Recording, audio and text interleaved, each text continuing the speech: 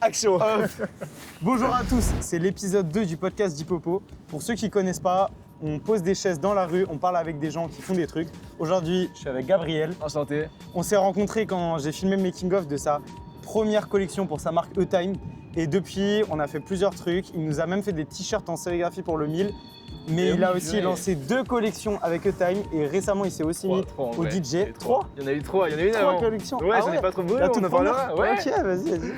Et là, du coup, on est sur un spot où on avait tourné pour sa marque. Gabriel, merci d'être avec moi pour ce podcast. Merci à toi, Hippolyte, c'est un plaisir de te Ça voir. va être Écoute. incroyable. Allez, générique. Allez, magnifique.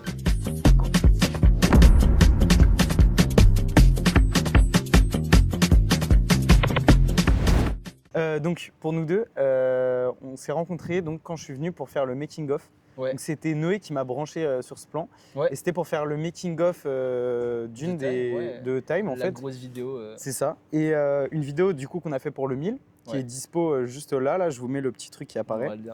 Et du coup, moi, je suis arrivé avec Timothée, qui a tourné avec moi, tout ça et tout. C'était en mai, ça, en plus, de mai 2025. Ouais, c'est ça.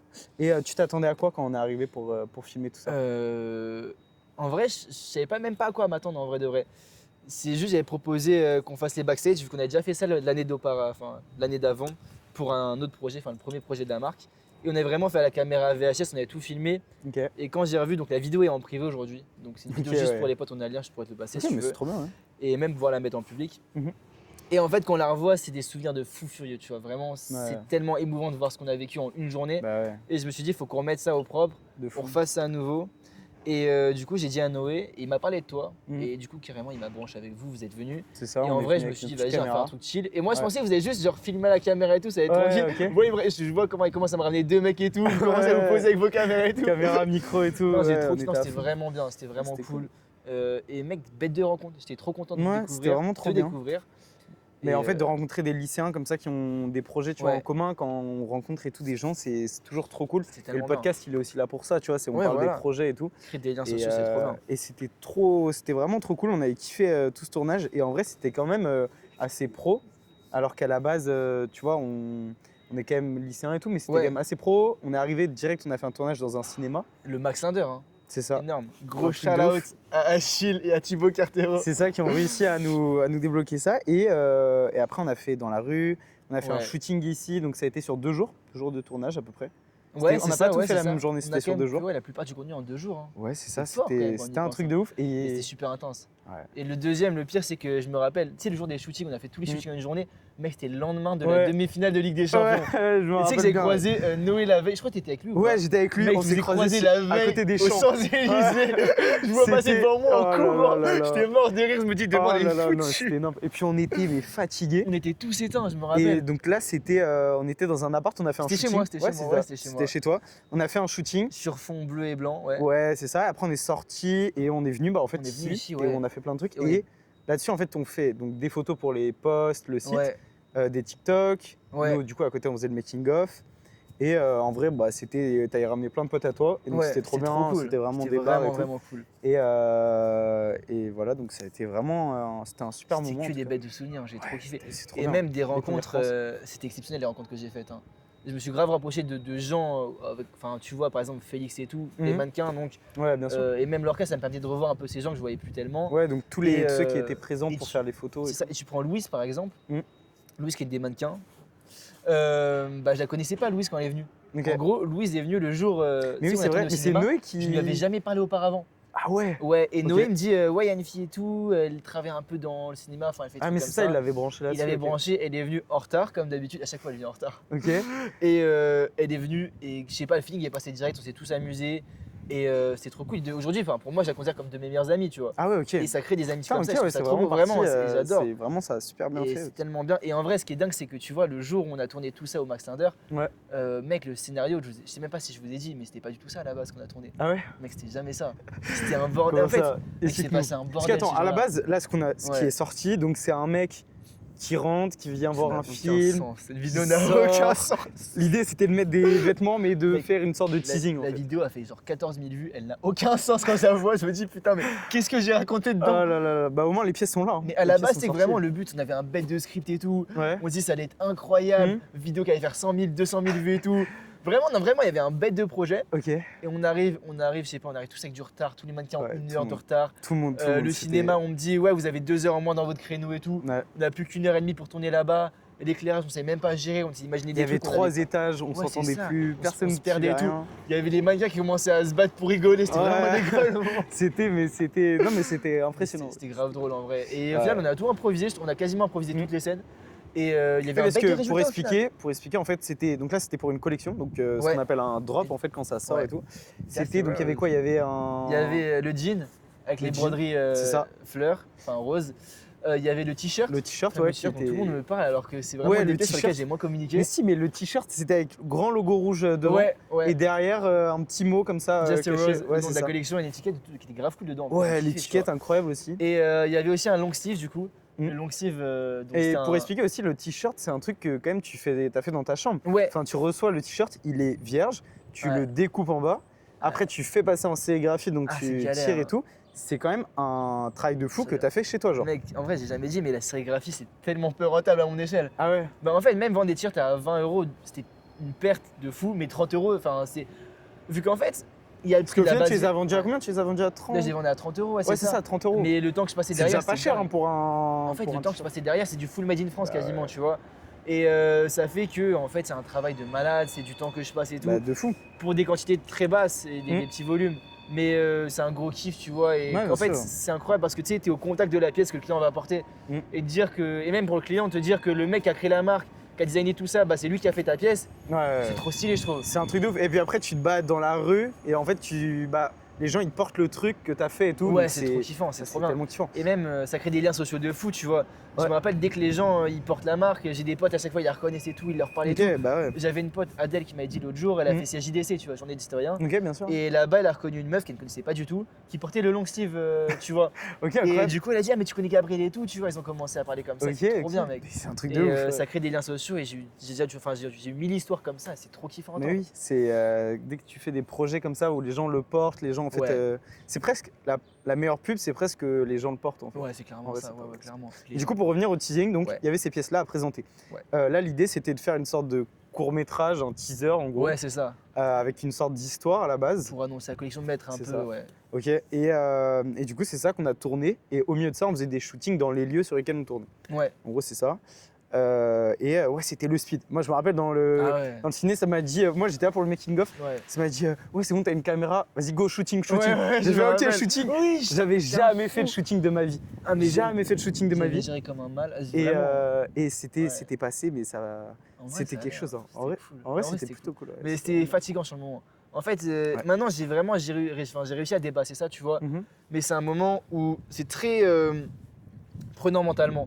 Parce que tu as énormément de choses à gérer et quand tu n'as jamais réussi à gérer une équipe auparavant, bah, ça fait beaucoup d'efforts. Et puis les gens ne se connaissent pas, donc les gens ne sont pas vraiment organisés. En fait, c'est toi qui faisais tout. Les gens ne sont pas organisés, vraiment, tu dois tout gérer et en même temps, les gens font des conneries à côté parce que les conneries qu'ils ont fait, je me rappelle. Bah, là, par exemple, vous voyez le toit qui est juste derrière. Pendant le shooting, il y a un mec qui il est monté sur le toit. Il est monté sur le toit alors que le toit il est fait en plastique. C'est le truc qui. Ah, les galères. Ouais, non, mais après, c'est normal. Tu mets. Et en même temps, tu vois, je peux pas leur dire ne faites pas ça parce qu'ils sont même pas rémunérés en vrai pour ce qu'ils font. C'est des potes, ils viennent pour le kiff. Et le but, c'est de se faire kiffer aussi, tu vois. Aussi. Et en même temps, toi, tu essaies de kiffer avec tes potes et tu es aussi très renfermé mentalement parce que tu es focus dans ce que tu fais, tu vois. Et je me rappelle, en vrai, quand je vois les vidéos, j'étais pas non plus le mec ultra fun ouvert qui gêne. Mais en fait, ça fait partie du truc, c'est plutôt logique. Mais après, il y a aussi un truc, c'est que, en fait, c'est un job, c'est un vrai job. Tu vois, il y a des gens, parce que toi, là, tu faisais tout. Genre vraiment, tu faisais tout, mais il y a des gens, ils sont. Enfin, quand il y a des tournages, t'as des mecs, genre, c'est leur job, ils font que ça, ils organisent le tournage.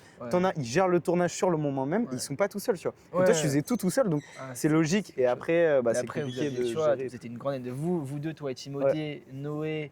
Et les filles, surtout les filles, vraiment j'ai un immense respect pour toutes les filles à chaque fois parce que les filles, je leur ai dit en plus. Elles étaient à fond. Elles étaient à fond. Et en fait, elles m'ont tellement aidé mentalement parce que c'est des. En fait, ce qui est bien, c'est la différence de mentalité entre les mecs et les filles. Mais les filles, je te jure, c'est incroyable parce qu'elles sont toujours carrées dans ce qu'elles font.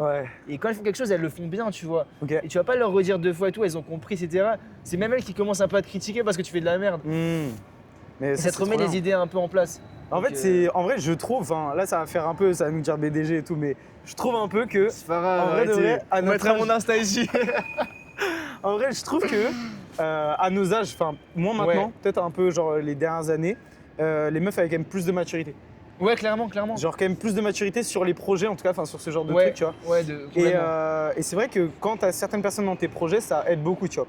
Nous, au MIL, par exemple, parce que c'est un peu tu vois, les projets où il faut gérer des tournages et tout, on a à peu près une équité en fait entre hommes et femmes et tout. C'est vraiment bien. Et c'est vrai que souvent les meufs, c'est plutôt celles qui vont te dire là par exemple ça il faut le revoir ça, tu vois, des trucs. Alors que les mecs, ils vont soit te dire ouais vas-y c'est bien, ils s'en foutent un peu, tu vois, ils sont dans leur truc et tout. Mais je suis d'accord avec toi. Mais tu vois, ma sœur Ava, tu vois, Ava, en vrai. Elle était là sur les tournages. Elle était là sur les tournages. Chaque fois, je la ramène et tout. Elle était vraiment à fond. Elle gère, elle est super mannequin, super organisatrice. Enfin, vraiment, mentalement, elle est trop bien, Ava. Et ce qui est drôle avec Ava, c'est qu'en gros, dès que je fais un truc qu'elle aime pas, elle va me le dire cash. Genre, elle me dit, c'est de la merde ce que tu fais. Ok, ça, c'est trop bien. C'est bien et ça fait mal sur le moment, vu qu'en gros, on te dit. Genre, t'as travaillé des heures sur un montage, des heures sur une vidéo, des heures sur un shooting, et on te dit, c'est de la merde ce que tu fais, tu vois. Mais ça, justement, c'est fantastique. T'as des gens, ils sont en mode il faut jamais dire ça, il faut jamais faire ça. Et t'en as, ils sont en mode il faut de fou. Ouais, mais c'est trop bien parce qu'en vrai, je pense que c'est bien. Mes potes, ils me disent, en vrai, je les adore, mais on me dit jamais ça, tu vois. On va toujours te dire c'est bien, vas-y, continue et tout. Parce qu'en vrai, les gens, ils voient ce que tu fais, c'est grave cool vu qu'en vrai, tu fais un projet qui est pas commun. Moi, je vois très peu de gens faire ce que je fais, mais faire ce que tu fais aussi aujourd'hui.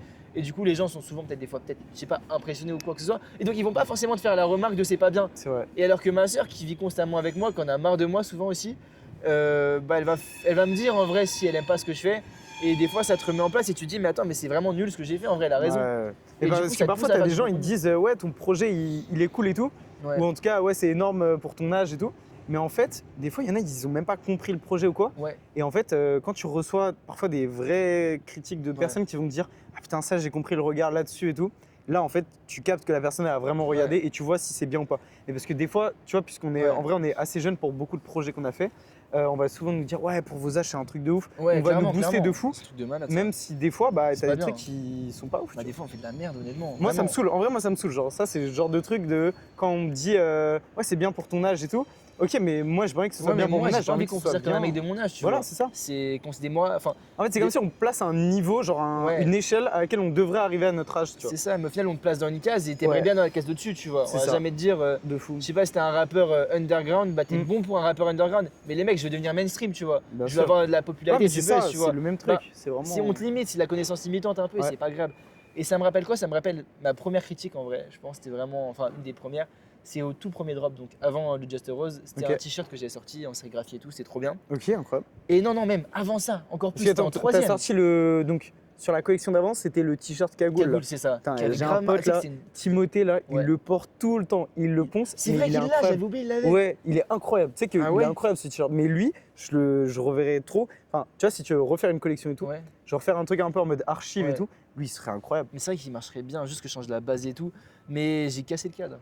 Ah merde, du coup, il faudrait que je refasse ça. Mais en vrai, j'avoue que j'aimerais bien le ressortir parce qu'il y avait un potentiel, tu vois. Ouais, mais il le ressortir en mieux, je pense. C'était vraiment cool, de travailler dimension et tout. Mais qu'est-ce que je voulais dire? Oui, en gros, avant ça, en vrai, le projet, il a vraiment commencé vers la 3e. Au collège, hein. C'est longtemps, tu vois. Et je travaille sur des dessins et tout. Et j'avais envoyé un média, donc Vetma. Shout out à toi. Horrible de dire ça, ça fait le mec underground, pas du tout. Bisous à toi. Aujourd'hui, il y a 40 000 abonnés. Hein. Mais ils sont un peu moins de passe en ce moment. Mais à l'époque, le mec, j'avais connu, il avait 600 abonnés, vraiment au tout début du compte, vraiment au tout début. Et mais comme pas mal de marques aujourd'hui, vraiment, en fait, tu les vois toutes émerger. Tu vois, Amoses. Elles émergent un peu ensemble aussi, tu vois. Ouais, c'est ça. Tu vois, Amoses, par exemple, qui a 90 000 abonnés aujourd'hui, je sais même pas. Mais je me rappelle, un nombre de trucs. Tout premier switch, tu vois, je les avais vu sur TikTok, ils avaient 1000 abonnés et c'était trop bien, j'étais trop content. Et tu vois tout le monde évoluer, c'est trop cool à voir. Ouais, ça évolue, mais vraiment vite. Et t'en as qui se retrouvent dans des trucs aujourd'hui, genre, tu vois, dans les Citadium. Des fois, tu as des pop-up de ces marques-là. C'est un truc de malade, hein, c'est respectable. Après, ça dépend de la voie que tu veux prendre en fait. Et c'est pour ça aussi la fin. J'en parlerai après. Mais qu'est-ce que je veux dire? Oui, du coup, en gros, mes premiers designs qui étaient vraiment pas fous, hein, je pourrais te montrer, mais j'ai vraiment fait des trucs pas fous. Et j'avais envoyé ça, du coup, j'avais fait des sortes de mock-up. J'avais envoyé ça, du coup, à Vêtements en me disant, ouais. En fait, tous mes potes me complimentaient dessus. En disant, ouais, c'est trop bien, c'est trop stylé et tout. J'étais grave content, je me sentais trop frais, tu vois. Tu fais tes premiers t-shirts. Et t'envoies ça à un média qui travaille vraiment dans les vêtements, un peu des petites marques. J'envoie ça, il me dit t'en penses quoi? Je lui dis t'en penses quoi? Le mec me répond, grave full. Il me dit ouais mec, en vrai j'aime pas le motif, j'aime pas l'idée, enfin ça fait un peu truc Y2K vu revu, mais les couleurs en vrai ça va, elles sont cool, noir et rouge. Hein. Ça te casse. Les couleurs elles sont cool. T'as pris genre noir et rouge. Les couleurs de la marque aujourd'hui noir et rouge en plus. Hein. C'est un peu une dédicace à ça, tu vois. Mais putain, ça casse. et là tu prends une claque. En fait en 3e ça te casse. T'es en mode, on t'a dit, mais t'es tellement jeune, 3ème quand même. C'est ça, et on me dit, t'as fait de la merde. Et c'est le premier truc que tu lances, on te dit c'est de la merde. Je l'ai même pas lancé au final, il est jamais sorti, mais heureusement, je te jure, heureusement qu'il m'a dit ça. Tu penses qu'il est pas sorti mais je suis enfin, j'ai de la reconnaissance envers ce mec de m'avoir dit ça parce qu'il avait raison, c'était de la merde ce que j'ai fait. Ah ouais. Et c'est le seul mec qui osait me dire que c'était de la merde. Okay. Et en fait, ça te remet en question. Et c'est toutes les baves que tu te prends dans la vie, toutes les remises en question qui te font évoluer et avancer. Et par exemple, la sérigraphie, au début, j'ai fait de la sérigraphie et faire mes cadres par moi-même parce qu'en gros, c'est un procédé chimique, j'ai essayé. Pendant 1 an, j'ai voulu le faire. Pendant 1 an, j'ai raté tous mes cadres. J'ai investi je ne sais combien d'argent dedans, j'ai tout raté. Au bout d'un an, je suis passé par un professionnel. C'est un apprentissage, hein, c'est un truc. Et c'est trop bien parce qu'au final, les mecs qui font 2 ans de formation pour ça, tu vois. Je suis passé par un pro, j'ai fait le cadre cagoule avec un pro. Le t-shirt était grave bien, mais vu que j'ai payé un pro qui était un peu plus cher, bah, je me dis qu'il fallait que je fasse un bon design. Alors que les autres, je m'en foutais un peu. Et en gros, si j'avais réussi par moi-même à faire le cadre avant, bah, j'aurais sorti des designs vraiment pas fous. Des trucs vraiment éclatés que je voulais faire. Et je suis content de pas les avoir sortis au final. Et c'est toutes les claques, tous les échecs et tout, ça te pousse à mieux faire. Et aujourd'hui, regarde. Il faut tomber pour réussir en fait. Vêtements aujourd'hui, le mec il avait commenté un des derniers posts de la marque en mettant c'est trop bien. Enfin, vraiment, genre, il avait kiffé et tout, je t'ai refait et tout. Et en fait, que le mec maintenant dise aujourd'hui, mec, c'est de la frappe ce que tu as fait. Je sais même pas s'il s'en rappelle. Mais je me rappelle, il m'avait dit ça en vite fait sur un Discord. Il avait un Discord dessus, je n'utilise pas cette application, mais voilà. Et bah, c'est trop gratifiant. Parce qu'il y a 2 ans, le mec, on t'a dit c'était de la merde. Et 2 ans après, le mec change et te dit c'est bien ce que tu fais. Et bah, je te jure que tu te dis putain, j'ai enfin réussi à le faire quoi. Ça fait du bien. C'est incroyable. Ouais, mais après, c'est un truc qu'il faut. Après, en vrai, je suis d'accord de fou. Mais il faut pas en prendre trop. Enfin, parce que, en fait, si tu t'évolues pas, tu vois, en fait, déjà, il faut écouter ça. Ça, c'est trop important de les écouter. Parce que si tu n'écoutes pas et que tu continues dans ton truc, tête baissée, tu vas pas pouvoir progresser. Et en fait, tu vas tellement te prendre de claques et tout qu'il y a un moment où tu vas laisser tomber et il faut pas. Clairement, faut écouter toutes les critiques, qu'elles soient bonnes ou mauvaises. Juste équilibre, ouais, c'est ça. Mais c'est pour ça, en fait, des fois, en plus, c'est pas cool par rapport à mes potes, mais je m'énervais contre eux quand ils critiquaient. En gros, j'avais un réflexe horrible avant, c'était de demander à mes potes, ouais, t'en penses quoi de ce que j'ai fait? Je leur montre. Et des fois, ils me disaient, c'est grave bien. Et il y en a, ils me disaient, ouais, c'est bien, mais en vrai, je suis pas fan de ça, t'as vu? Ouais, là, et moi, je m'énervais, tu vois, j'étais en mode, mais non, mais bête, non. Et en fait, mais c'est bête parce qu'en fait, moi, je voulais juste argumenter parce que, en gros, ma méthode, c'était de contredire ce qu'il me disait parce que j'ai un esprit très contradictoire. Même quand je suis d'accord avec la personne, je vais la contredire. Ouais, de fou. C'est horrible ce que je fais. Non, mais ça me permet d'évoluer ma mentalité et de comprendre, même si je suis d'accord, ce qui va pas, pour trouver un juste équilibre et trouver la bonne solution. Et puis, ça permet aussi de remettre en cause les arguments en face. Clairement, et de plus comprendre aussi comment la personne elle réfléchit et comment elle te donne cet argument. Moi, c'est un truc que j'ai vu dans beaucoup, genre dans les débats politiques. Tu vois, quand je débat avec quelqu'un, même si je suis d'accord de fou avec lui, je vais le contredire juste pour essayer de revenir à la base de ça et pourquoi il ressent ça et tout, tu vois. Mais ouais, ça c'est super très bien. Mais justement, on parlait de la marque. Mais quand on parle dans ton enfance, par exemple, ça a été quoi? Comment tu t'habillais? Et tu avais quel regard sur les vêtements quand tu étais plus jeune? Ça, c'est une question, elle est compliquée en vrai. Mais... Je sais même pas si on mettrait au montage une photo de moi quand j'étais petit, mais c'était chaud. Ah ouais? Non, mais je suis le petit, tu vois, je suis passé vraiment 1 an, j'ai une transition de fou. J'étais le mec, je portais des skinny, mais pas des skinny, genre des skinny, tu vois. Vraiment les ultra serrés et tout, j'aimais trop, tu vois. Et j'étais le petit peu, tu vois, j'étais un peu le hype beast, tu vois, le mec qui kiffait. Suprême, les trucs comme ça, les babes, les gros logos, les trucs comme ça. C'était vraiment dans ça. Ah, quand même, donc t'avais quand même déjà un regard un peu là-dessus. Genre, tu te fringuais pas avec ce que tu trouvais, quoi. Non, non, vraiment, j'avais vraiment un regard. Je voulais trouver les pièces. Et j'aimais en fait ce que j'ai toujours aimé dedans, dans le milieu du textile. Au début, c'était la sneakers. Avant le textile, c'était la sneakers. J'étais un fou de sneakers. Je connaissais tous les modèles, tous les coloris de sneakers qui existaient, vraiment, mais c'était une dinguerie. J'ai des livres de sneakers chez moi, mais c'était un matrixé, vraiment. Donc, t'avais quand même Enfin, tu t'habillais quand même en réfléchissant à ça et tout? Ouais, mais en même temps, j'avais pas non plus les moyens, tu vois, d'acheter ça, tu vois. Mais donc du coup, je trouvais les bons plans, les trucs en promo et tout. Bah, toujours. Après, c'est le. Et en même temps, même si j'avais les moyens, j'aurais pas acheté ça vu que ça sert à rien. Je trouve de payer des paires 500 balles. Mais en fait, tu kiffais aussi la création en elle-même, c'est ça? La création, et en vrai, ce qui m'a surtout le plus parlé, c'est l'histoire. Ok. Ce qui m'a fasciné avec la sneakers, c'est qu'en gros, les sneakers, il y avait un mouvement autour, un moment qui a un peu baissé en ce moment, enfin qui a un peu baissé récemment. Mais il y avait vraiment une sorte de hype et d'histoire autour. Il y a un nombre de gens qui se sont mis là-dedans, des trucs. C'était dingue, tu vois, mais je trouvais ça magnifique. Qu'autour d'une simple chaussure, quoi, c'est des chaussures. On pourrait prendre des chaussettes, c'est pareil, ou une paire de gants, tu vois. Et à partir d'un simple objet, on arrive à créer autant d'histoire, autant d'engouement. On rassemble des gens, on a créé des communautés. Pendant un moment, il y a eu une hype, je sais pas quelles années, mais il y avait une hype de ouf. Puis il y a des bouquins. Ah ouais? 2022, c'était très fort. Okay. Et après, même 2017, mais là, 2017, j'étais pas dedans, tu vois. Je suis trop jeune pour dire ça. Ouais, non, mais je capte. Mais non, il y a eu des époques et vraiment, même la rivalité, tu vois, Nike-Adidas. Toi, t'es plus team Nike ou team Adidas. C'est trop fort. C'est vrai qu'il y avait ça. Mais ça, c'est dingue. Ça de fou. C'est comme c'est le PSG-OM, tu vois. Enfin, je trouve ça incroyable qu'à partir d'un simple objet, d'une simple marque de vêtements, t'as des oppositions comme ça, tu vois. Ouais, en fait, chaque marque a son histoire. Et d'ailleurs, c'est presque l'histoire qui crée plus une marque. Enfin, je sais pas si tu vois, mais ouais, je suis d'accord. En ce moment, je regardais beaucoup sur les marques outdoor, tu vois, et sur l'archive. Parce que, en gros, je fais un petit truc, mais aux États-Unis, genre, il y a une université, ils ont ouvert une archive de pubs outdoor, de trucs de marques outdoor, genre Columbia, The North Face et tout. Et en fait, tu comprends que toute l'histoire, c'est de vendre le produit. En fait, ils vendent pas genre un produit, mais ils vendent une activité derrière et une histoire en fait. Une image. Une image, clairement. C'est vraiment le mot, ils vendent une image. Ouais, mais ça, c'est partout. Et ça, tu vas retrouver ça partout. Une marque qui marche bien aujourd'hui, c'est grâce à son image. Et un exemple très simple qui m'a amusé, c'est les marques de surf. Ok. Ça fait partie des marques d'or là, justement, je voyais dans les pubs. Et bah, tu vois, enfin, mais c'est comme beaucoup de marques. Les marques de surf, j'étais dans un shop de surf récemment, tu vois. Okay. Et je me suis posé la question. Parce que les vêtements qu'ils vendent, je dois le dire, des fois, c'est de la merde. Honnêtement, c'est de la merde. Les coupes sont dégueulasses. Vraiment, je sais pas comment c'est possible de faire des coupes comme ça. Okay. Les matériaux sont mauvais, c'est cheap et tout, tu vois. Ouais. Mais les mecs, c'est des marques renommées. Tu vas voir Billabong, des trucs comme ça. Tout le monde ils arrivent à le vendre à des prix assez. Et ils cartonnent sur les prix. Enfin, c'est pas mal, tu vois. Et ils vendent des stocks. Putain, il commence à pleuvoir. Ouais, c'est ce que je vois. Ils vendent des gros stocks, tu vois. Enfin, ils vendent en quantité. Ils sont vendus dans beaucoup de magasins et tout. Ouais, les gens achètent. Ils ont une stratégie en fait. Derrière, ils ont une stratégie et c'est l'image, tu vois. On dit, tu portes ça, t'es un surfeur, tu vois. C'est t'appartiens à cette communauté. C'est les paires de skaters, par exemple. On en parlait beaucoup. Enfin, il y a un moment où c'était vraiment le truc. C'est quoi la dégaine d'un skater? C'est quoi la dégaine de telle personne et tout, c'est fort ça.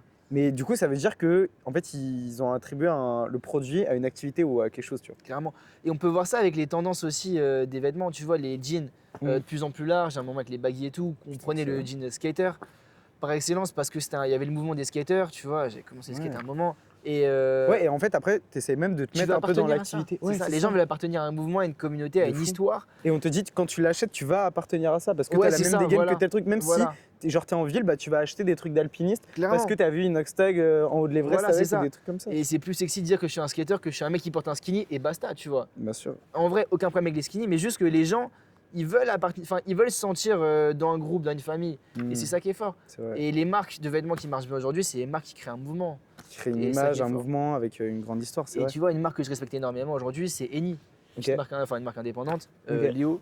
Shout out à toi, encore beaucoup de shout out. On mettra les Insta, en tout cas, il y a tout le temps les Insta. Mais ce mec, c'est un amour puré. Je sais même pas s'il verra ça, mais s'il voit ça, c'est exceptionnel. C'est un mec que j'avais vu sur un pop-up à Rennes qui a donc une marque de vêtements, tu vois, il est grave sympa, vraiment. Et il me fascine parce que le mec, c'est un mec déter, ça fait des ans, il travaille dessus sur son projet et tout. Et ce qui est fort, c'est qu'en vrai, les pièces qu'il fait, je trouve, elles sont très cool, mais elles sont basiques. C'est pas des graphiques de partout, il fait des bonnes pièces, simples. Mais il travaille sur le marketing d'une manière impressionnante. Il a fait un concert, tu vois, au Yo-Yo, au club Yo-Yo. Il a ramené Joe Lagreen, il a ramené Six Trilogy, il a ramené Cherry Pie, des full rappeurs. Quand même, c'est. Il a sold out 1200. Mec, j'avais mes places gratuites, j'ai mes places gratuites. J'y suis pas allé. Merci papa, qui m'a interdit d'y aller. Aïe. J'étais déçu. Mais c'est trop fort parce que le mec, il crée un mouvement autour de ce qu'il fait, tu vois. Et je dis honnêtement, cette marque, je serais pas étonné que dans un an, il ait pris 100 000 abonnés, par exemple. Parce qu'aujourd'hui, ça prend son temps à décoller. Il y a beaucoup de marques qui font des concerts. Là, tu parlais des concerts, mais je vois en ce moment beaucoup de marques. Il y a Young Brock, par exemple, qui en a fait un. Et j'en vois de plus en plus qui font ça, mais dans les marques, plutôt genre les marques parisiennes ou en tout cas on va dire plus urbaines, tu vois. Il y a beaucoup de trucs de se rapprocher d'un certain style musical. Et il y en a même qui nomment leurs vêtements avec des noms comme ça. Genre reggae, des trucs comme ça, tu vois. Et ça, c'est assez intéressant en vrai. Appartenance, tu vas appartenir à un groupe. Et c'est pour ça aussi que l'underground est très fort, tu vois. Et tout le monde maintenant, toutes les marques de vêtements mettent elles envoient aux artistes.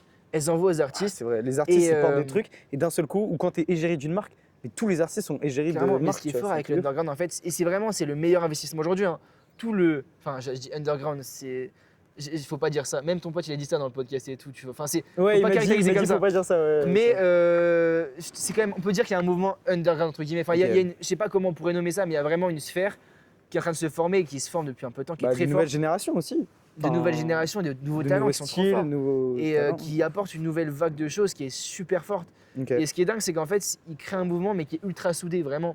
Tu as juste à voir le ratio de likes. Tu prends un mec mainstream, je sais pas te prendre des mauvais exemples, mais genre Favé par exemple qui a 700 000 abonnés, il va te faire pas mal de likes par post, mais quand tu vois le quota, enfin le ratio qu'il y a entre ses abonnés et ses likes par post, et tu prends un mec underground, c'est pas pareil.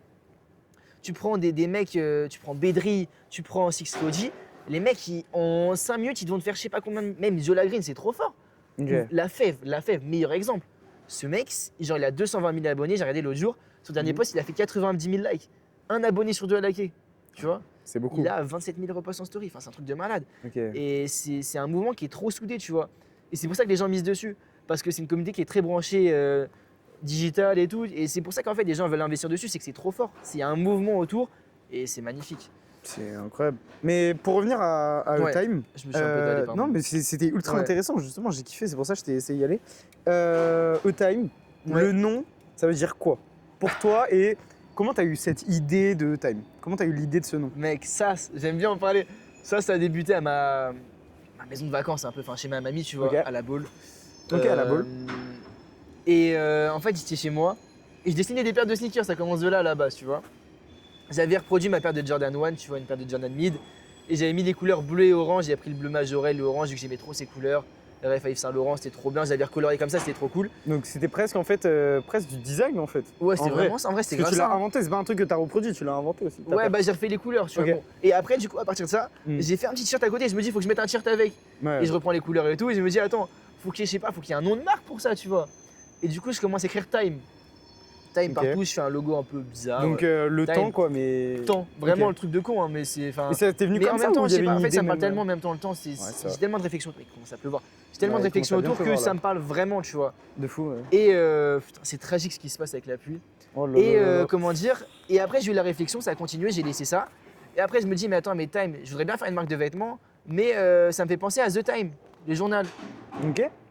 Et il y a déjà ça, je peux pas mettre un truc qui prend le même nom, c'est du plagiat. Du coup, je vais mettre un A devant, tu vois, je vais mettre E-Time. Et gros, c'est comme ça. Le t-shirt de la collection sur laquelle du coup j'étais en promo, ouais, carrément, bah, elle reprend le lettrage de. C'est une ref à ça. Le logo de Times, tu vois, c'est une ref au New York Times. C'est qu'en gros, bah, j'ai repris la typo du New York Times, je vais chercher l'ancienne, la première qui existait, j'ai contracté et ça fait le logo comme ça au Time. Et en vrai, je kiffe, il y a un truc grave. J'aime beaucoup le logo. Déjà, en fait, tu prends déjà un peu plus de temps à lire, tu vois. Ouais, et après, le lettrage, il est trop cool. Mais il est trop cool, je trouve que c'est grave graphique, j'aime trop le côté ultra graphique, tu vois, et très. Mais là, si on met la caméra, ça va être dérangeant ou pas? En vrai, non, bah alors là, pas du tout. Sur le lieu des décors, du coup, ouais, on a bougé parce qu'il pleuvait quand même et tout. Du coup, on était. La vue est magnifique, hein, honnêtement. Putain, la lumière, genre, j'adore le soleil revient après la pluie, là. Tu sais, ça me fait penser à l'album Views de Drake. Avec, putain, non, j'ai pas la ref. Si tu l'as, c'est sûr. Attends. One Dance. Tu vois la cover Ok. Je sais pas si c'est cette cover. Mec, cette cover, je te jure, ça me fait trop penser à ça. Mais dans tous cas, on va le mettre après sur la vidéo. Mais... Ah, j'adore ce lieu. C'est une folie la promo qu'il a fait. Mais même lui, tu vois, là, on en parlait tout à l'heure, mais il vend un truc. Enfin, genre, il vend une sorte d'activité. Il y a une stratégie de ouf dans la com, tu vois. Ah, c'est exceptionnel. C'est incroyable. Et il vend, en fait, il crée un mouvement, c'est ça qui est magnifique. Et on en parle, mais dans le monde entier. Ouais, mais c'est parce que le mec crée un mouvement, tu vois. C'est pas un artiste. Et tous les artistes, c'est super. Même Taylor Swift. J'écoute pas du tout, hein, mais c'est super respectable la façon dont les gens se scindent autour d'elle et sa communauté est trop soudée. Et moi, j'avais vu aux US, j'étais parti un mois aux US. Les bracelets, là, il y a le truc des bracelets. C'est quoi? Bah, le truc où les fans, ils s'échangent des bracelets. Ah oui, je crois que j'avais vu, ouais. C'est incroyable. Les gens font des TikTok, ils ont des bras comme ça et tout, ils s'échangent des bracelets autour d'une chanteuse. C'est trop bien. C'est une folie, tu te dis, mais comment le produit il vient là et tout, c'est un truc tellement réfléchi, c'est des mecs qui révolutionnent. Et tu vois, E-Time à la base c'est ça, et le but c'est de créer du lien social. Mais ouais. Et en fait c'est la base de toutes les choses. Un projet qui marche, c'est un projet qui crée du lien, qui crée de l'humain, tu vois. Et c'est la meilleure, et c'est ce qu'on disait un peu tout à l'heure, mais c'est la meilleure promo, quoi. C'est la meilleure pub un peu comme ça. Parce que de toute façon, dans tous les cas, ton public c'est l'humain. Tu vas pas viser un tigre, hein, honnêtement, c'est d'humain à humain. Donc vaut mieux que ça parte d'un humain par un humain et qui communique à un nouvel humain. C'est vrai. C'est d'humain en humain que ça marche, c'est pas un téléphone qui va te parler au final. Mais tu vois, sur cette réflexion-là, par exemple, comment tu passes du coup d'une idée, déjà, comment tu as l'idée, tu vois, du vêtement jusqu'à un vrai produit dans la main des gens. Donc, est-ce que tu peux nous faire un peu genre la production type pour un pantalon, un t-shirt ou des trucs comme ça? Première chose, c'est l'idée en vrai. L'idée, ce que j'aime pas, c'est pas avoir d'idée. En fait, je trouve que moi j'ai le plus d'inspiration, c'est quand j'ai vraiment le moins besoin. Quand j'ai pas mal par exemple de collections de sorties qui vont arriver, c'est là que j'ai le plus d'inspi parce que j'ai pas de stress de devoir préparer quelque chose de nouveau. et en fait, tu te laisses faire ton cerveau. Et après, constamment, en fait, en gros, pardon, je reviens au début. T'as une idée qui vient comme ça. Moi, je force pas l'idée, la création, je peux pas la forcer. Elle arrive comme ça. Donc, tu as ton idée, tu la notes un peu au brouillon, tu fais un croquis. Des fois, tu laisses reposer pendant des mois et tout.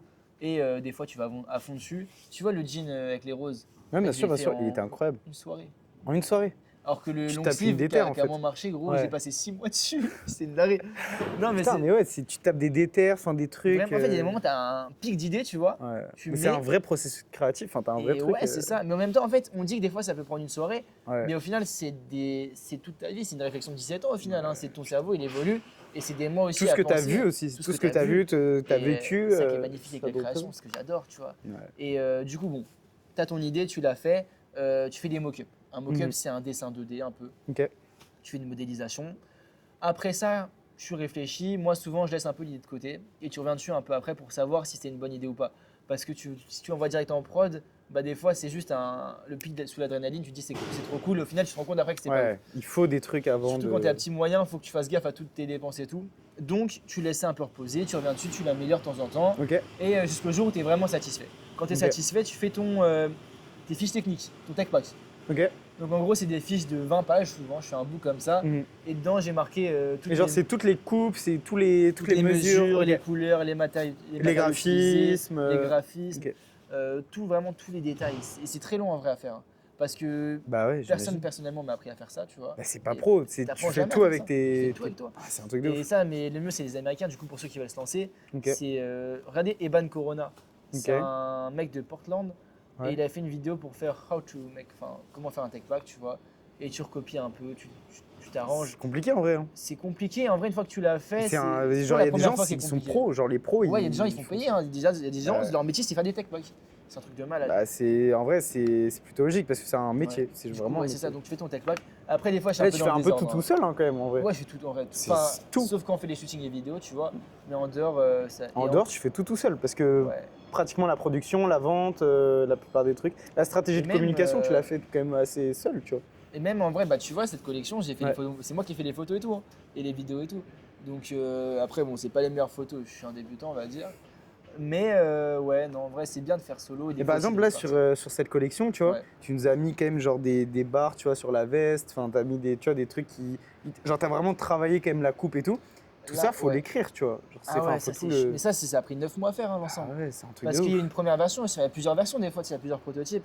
Et du coup, attends, pour revenir, je finis juste en gros, tech pack, sourcing d'usine. Du coup, je trouve tes usines. Je trouve environ une vingtaine, trentaine d'usines. Mais tu vises plutôt quel pays? Non, je rigole. Non, en vrai, la Chine. Et là, mais après, c'est logique, la plupart des marques. Là, je vais rétablir un mythe. Pourquoi? Parce qu'à chaque fois, les gens ils me disent ah, tu produis en Chine, nanana.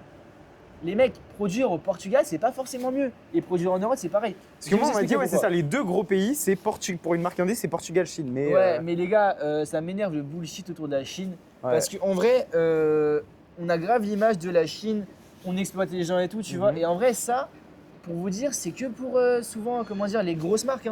On n'a pas accès à ces usines, nous. Tu vois, de toute façon, on serait dans la merde si on savait qu'il y avait ça, tu vois. Oui. Et ce que je veux dire aussi, c'est que en fait, en Chine, si je produis là-bas, c'est pas par rapport parce que je comprends pas, en gros, tu les contactes sur des sites où il y a plein d'autres usines.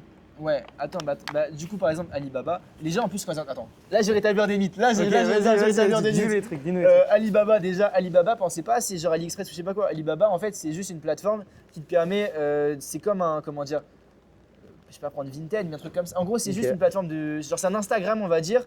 Avec plein de fournisseurs chinois, tu vois. Et tu as des usines dessus. C'est un peu comme Le Bon Coin. Ouais, on va dire. En gros, tu as plein d'usines qui sont dans le site, quoi. C'est ça. Et ce qui est pratique avec Alibaba, en vrai, je pourrais passer en dehors par internet, mais c'est que en gros, moi, mes transactions sont sécurisées, tu vois. Si j'ai un problème, il y a Alibaba qui gère tout ça, tu vois. Ah bah oui. Je perds un pourcentage. En vrai, c'est un peu comme Airbnb.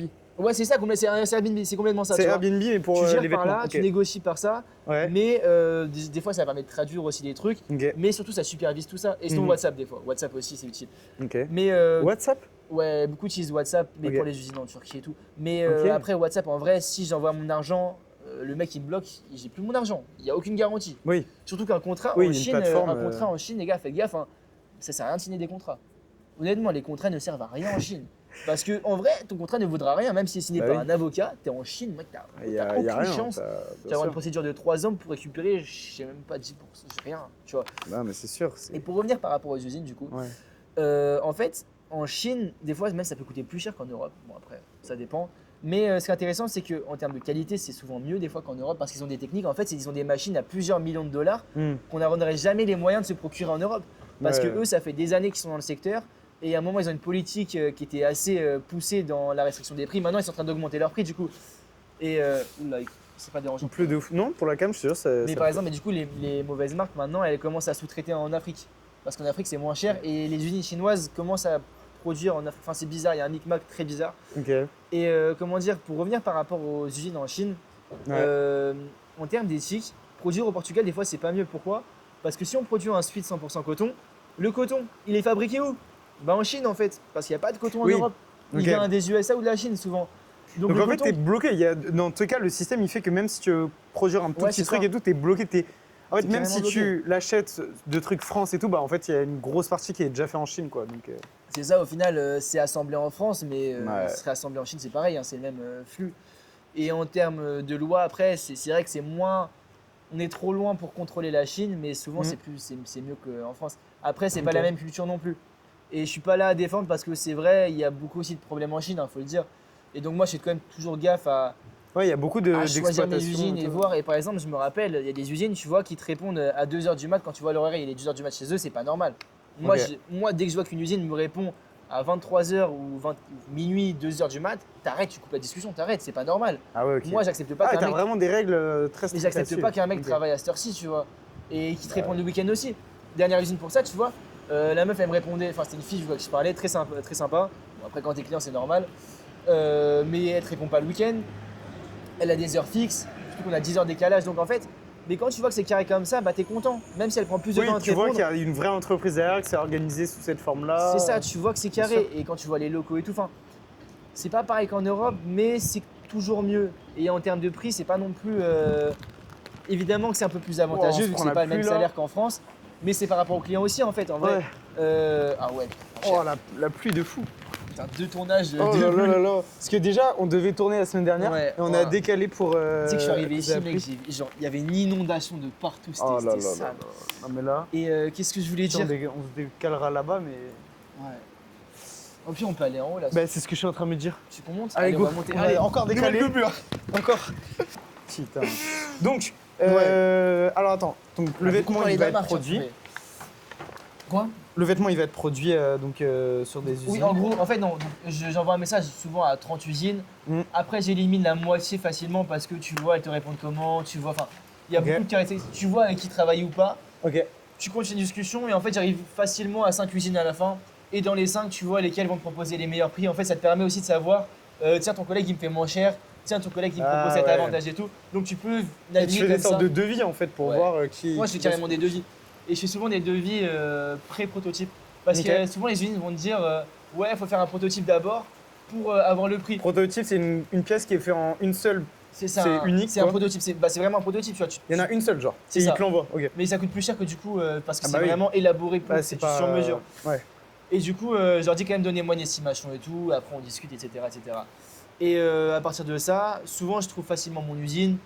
Je lance le samplage. Enfin, donc l'usine commence à prototyper tout ça. Ça prend 1-2 mois. Je reçois ma pièce, je vois c'est comment. Si elle est bien, enfin si elle est parfaite à mes yeux, je commence à écrire toute la communication. Même avant en vrai. Pendant que c'est en prototype, je commence à préparer tout ça.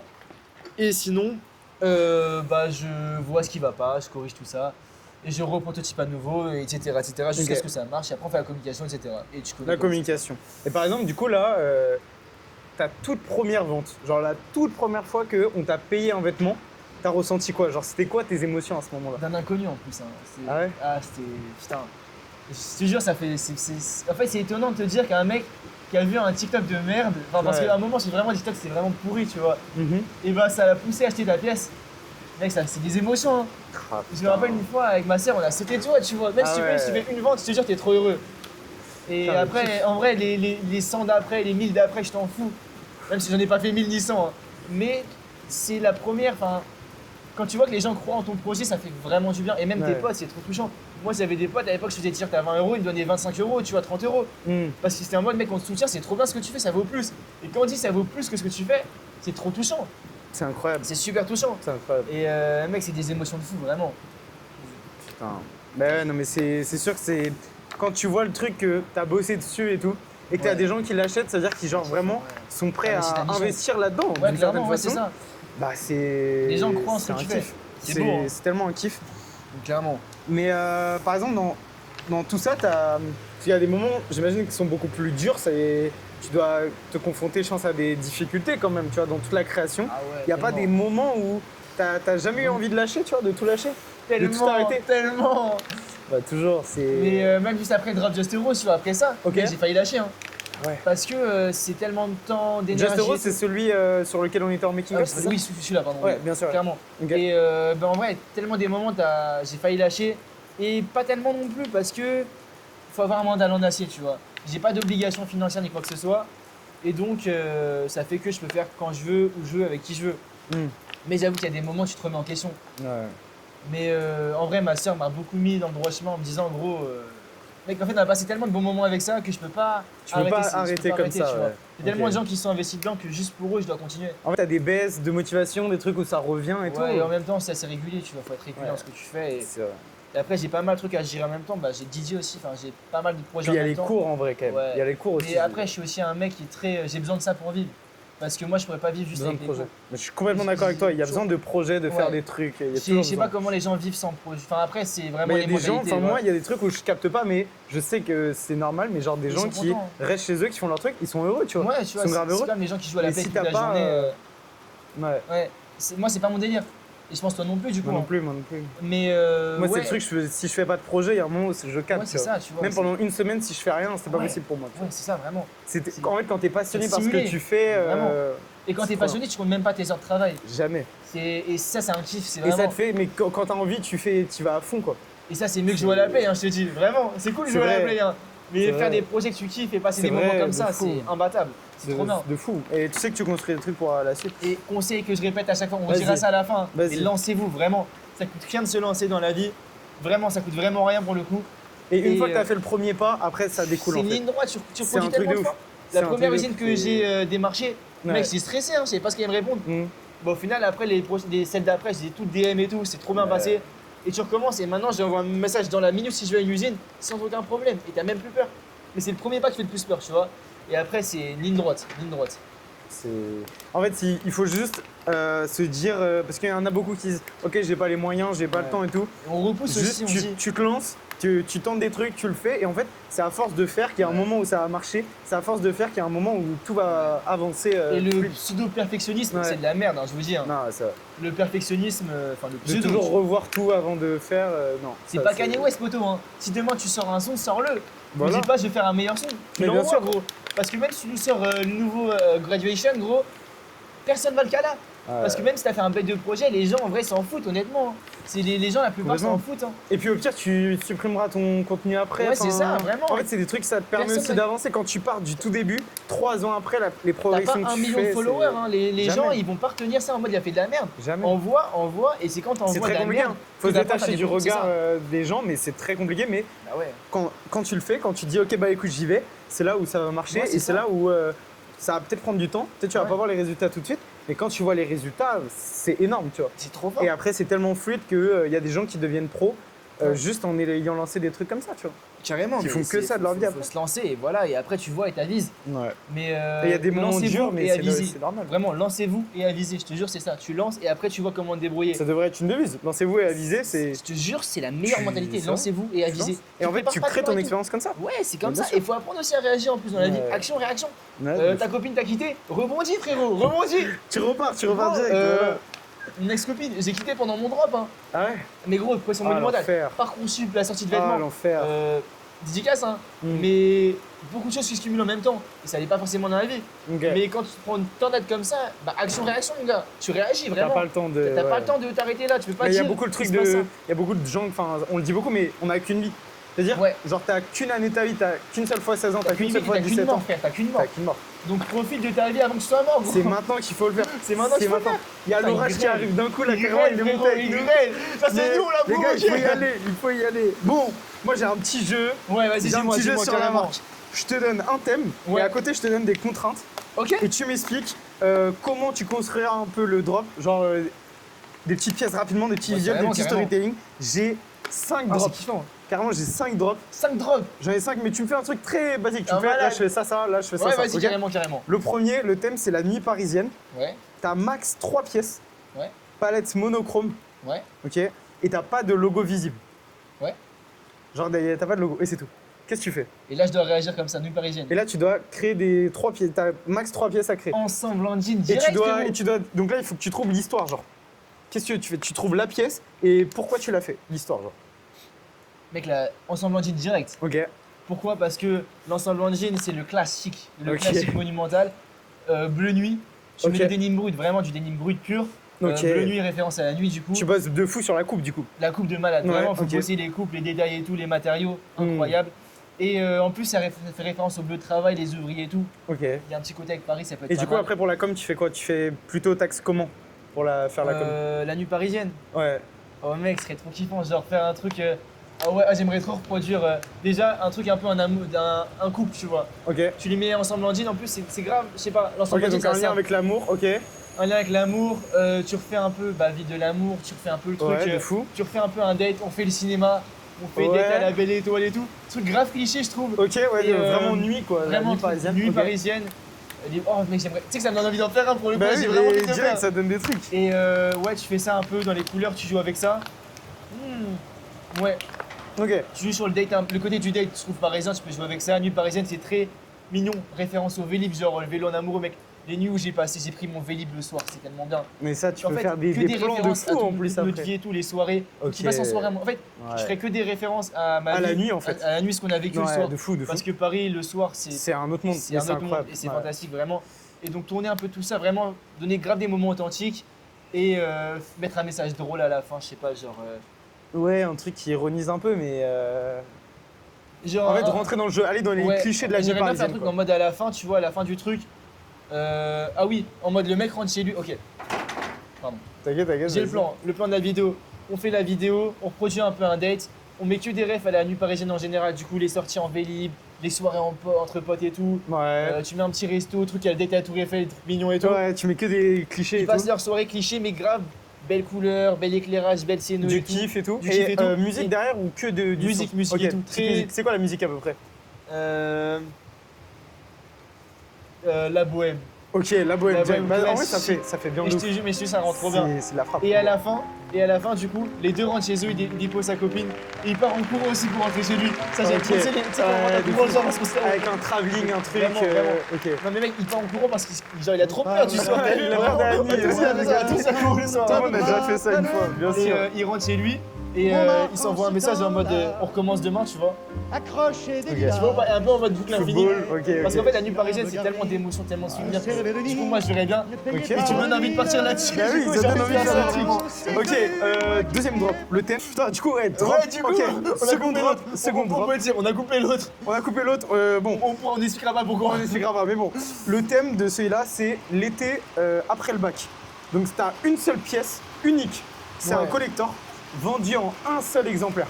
C'est-à-dire c'est une pièce, un seul exemplaire. Wesh.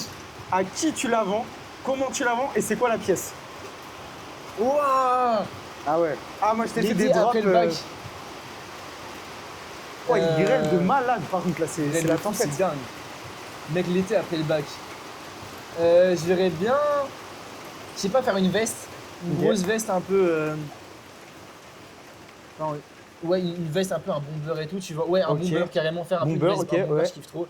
Jouer sur la coupe et tout. En quel matériau plutôt? Cuir Ouais, non, les bombers un peu de ces nylon là, comme ça. Bien sûr. Et dessus mettre full patch. Ah non, en cuir ça peut être pas mal. Ouais, on va dire un bomber nylon. On sur les bombers un peu kaki de base. Ok, bien sûr. Et mettre full patch. Non, j'aimerais trop faire un bomber un peu à l'extérieur, c'est basique. Très simple. Et les petits logos, on joue sur la coupe, c'est stylé et tout. Et il est réversible. Et à l'intérieur, en fait c'est en gros l'intérieur de la veste, tu vois. Tout l'intérieur. Et bah dessus, on met que des photos de toute mon année du lycée, tu vois, toute ma vie depuis que je suis né et tout. Et je pense que j'offrirai ça à ma sœur. Je ne la vendrai pas, je l'offrirai à ma sœur. Et une référence en mode. Il y a un truc. Tu prends le relais avant. En plus, ma sœur rentre au lycée, du coup, et moi je pars au lycée. Et lui dire maintenant, c'est toi qui passes au lycée, je te passe le relais. Et vois tout ce que tu vas vivre, tu vois. Ah putain, le et vraiment manteau mettre de que fou. des moments, tu vois. Chargé d'émotions. J'ai envie de le faire aussi, ça. Drop 4. Ouais, drop 4. De toute façon, on n'a pas drop 4, du coup, ouais, on a passé 2. Le thème, là, c'est une émotion. C'est la fierté. Il n'y a pas de texte sur les vêtements. Il n'y a pas de contexte. Tu peux pas expliquer. Tu n'as pas le droit de faire de. Tu peux pas expliquer dans ta communication. Mais tout se passe simplement avec la coupe et les matières. Mais tu dois exprimer la fierté. La fierté. Juste avec une coupe et des matières. C'est super compliqué. Et tu n'as pas le droit à la communication. Il n'y a pas de titre. Il n'y a rien. Une pièce comme ça et je te dis la fierté. C'est chaud de fou. Qu'est-ce qui pourrait vraiment exprimer la fierté et une coupe spéciale pour, tu vois? À mes yeux ou les gens en général? Ah, ça, c'est à tes yeux, c'est toi le créateur. Hein, la fierté. Ouais. C'est galère. Hein. Ah, il est compliqué celui-là. Je partirais. Une fierté à mes yeux ou une fierté pour la qui doit. Enfin, la personne devrait exprimer la fierté ou moi? Non, la pièce doit exprimer la fierté. Ma fierté à moi? C'est à toi de voir. Si c'était ma fierté, gros, je ferais juste un t-shirt blanc. Parce que je te jure, vraiment, ça paraît très cool. Ok, putain, il y a un truc là. Mais en fait, un t-shirt blanc bien coupé, en fait, te dire, c'est super simple, c'est la pièce que tout le monde porte, un t-shirt. Et en même temps, tu es fier de l'avoir fait. Genre, moi, ça m'exprimerait de la fierté de te dire, c'est simple, mais tu l'as fait. Tu sais qu'il y a des créateurs de ouf, des fois, ils sortent comme ça des pièces basiques, et ils les vendent à des prix de fou.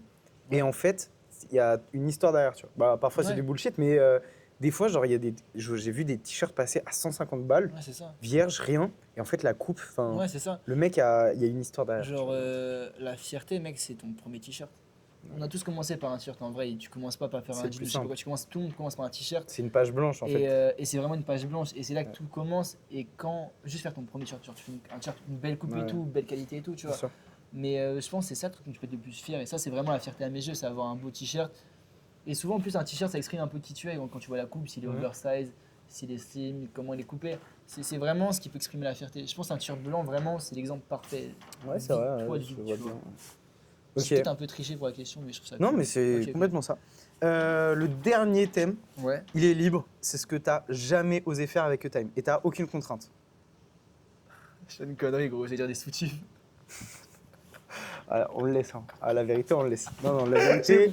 La vérité, on le laisse. Ok, bah. ok, non, mais les capotes. Attends, y a un les truc. Capotes. Ah ouais, les capotes. Oh, ok, là, je capte. Ok, je capte. Tu sais qu'il y a un truc de ouf. Tu l'as vu ou pas la story sur les capotes pour Saint-Valentin? Putain, mais oui, je l'ai vu. C'était légendaire. C'était légendaire. Tu sais qu'il y a des B2, des trucs comme ça, ils en font personnalisés et tout. Il y a des entreprises, elles marchent là-dessus. Tu sais, elle avait grave fait parler la capote que j'ai fait. Ah ouais. Les gens, ils se sont demandé si c'était vrai. J'ai fait un mercredi à 18h. Les gens pensaient que je l'avais fait. J'étais genre, je sais pas, j'étais bourré. Un mercredi à 18h, je rentrais des cours. Oh là là. Originel. J'ai pris une capote. Bah on va rester là-dessus carrément. On pourra mettre une image de la capote. On mettra le truc. J'oserais jamais la sortir. Enfin, qui sait.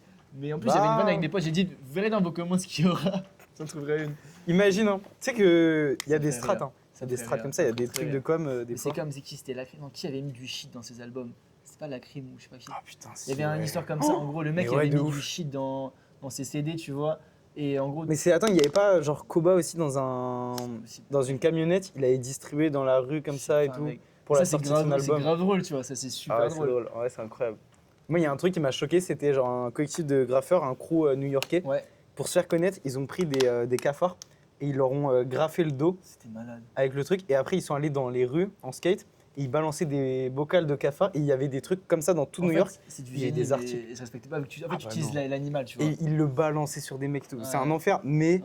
Ouais. C'est drôle. En fait, c'est ça, ils se tapaient des barres. Mais même niveau com, tu vois rien. Enfin voilà, mais tu te dis, c'est des fous. En fait, c'est parce que tu penses aux trucs les plus fous. Et des fois, les trucs les plus fous, du coup, c'est là où ça attire le plus. Ouais, de fou. Mais tu sais, je ferais tellement de faire un truc de fou pour la com. Juste que j'ai pas encore porté mes couilles pour Par exemple, là, tout à l'heure, on parlait de Amozès, tu vois. Amozès, ils ont sorti un truc qui se vend énormément, un mousqueton. Je sais pas si t'as vu. Oui, mais je sais pas s'ils vendent vraiment. Ils se vendent vraiment. Parce que moi, je suis passé à un de leurs pop-up, genre les gens demandaient le mousqueton, tu vois. Les gens, ils demandent le mousqueton. Ça m'étonne, hein. Et je suis choqué. Et genre, comment une marque. Enfin, elle se dit, ok, je vais vendre un mousqueton. C'est même pas une marque d'odeur, tu vois. Ouais, mais ça, c'est. Tout le monde va avoir son produit un peu phare. C'est comme Protect London. C'est une marque londonienne, du coup, qui avait sorti un truc de con. Attends, c'est pas un truc avec un trèfle? C'est un truc avec un trèfle. Non, ça c'est Protect the Children, ouais, c'est pour ça. Tu connais? Bah, bien sûr, quand même, je regarde. Et bah, ils avaient sorti une chaussette réversible. Mais j'ai jamais vu ça en termes d'idées, frère. Et en gros, ils ont fait une chaussette, ils ont fait une gomme en mode tu renverses ton café dessus, elle est sale, du coup tu la retournes, elle est propre. Mais c'est con les mecs, vos chaussettes elle est sale en tous les cas. C'est incroyable, elle va être propre. Oh là là, qu'est-ce que c'est que ça? Du coup, ils ont dit ouais, on en a vendu 10 000 en 2 minutes et tout. Les gars, c'est du bullshit, il y a beaucoup de marques qui vendent dessus. C'est juste une chaussette en fait. Oui, mais ils ont jamais vendu les 10 000, ils ont voulu créer un produit phare, ils ont dû en vendre 20, tu vois, et ils ont fait un faux sold out, je sais pas quoi. Putain. Enfin, je pense, après, s'ils ont vendu les 10 000, respect, mais je pense. Mais après, j'ai vu un truc, j'étais à Berlin, et à Berlin, genre, j'avais fait un tour un peu de tous les shops indep et tout. C'était mon truc, tu vois, j'avais trouvé des pièces et tout. Et il y avait un truc à Berlin, ils avaient un délire, c'était de faire de l'encens de la marque. Et ils bossent tous avec Combat, je sais pas quoi, là, c'est un truc. Faire quoi? De l'encens, tu vois ce que c'est? L'encens, ouais. Et genre, ils faisaient de l'encens, de la marque. Trop cool. Et genre, t'as la saveur de l'encens de la marque. Ah, du magasin? Ouais, du magasin. Oui, ok. Mais ça, c'est comme mais même des marques. Ils ont repris Colette. Tu vois le magasin Colette ou pas? Il a fermé je connais pas du tout. C'est un magasin iconique de Paris. Après, on était vraiment tout jeune pour ça. C'est qu'il y a une histoire de. Enfin, c'était le magasin, c'était le magasin incontournable dans Paris, vraiment. C'était des Galeries Lafayette, mais version d'un petit magasin avec tout le truc branché et tout, qui a fermé. Et ce qui est fort avec Colette, c'est, je crois, c'était le parfum Colette, la bougie Colette. Je sais plus c'était quoi. Si je dis de la merde, arrêtez-moi. Hein. Mais en gros, en plus, ils avaient fait une réédition du magasin. Et du coup, genre, ça avait l'odeur. En gros, ils ont fait une bougie qui avait l'odeur du magasin. Putain. Du coup, tu peux l'emmener chez toi vu que c'est une odeur iconique.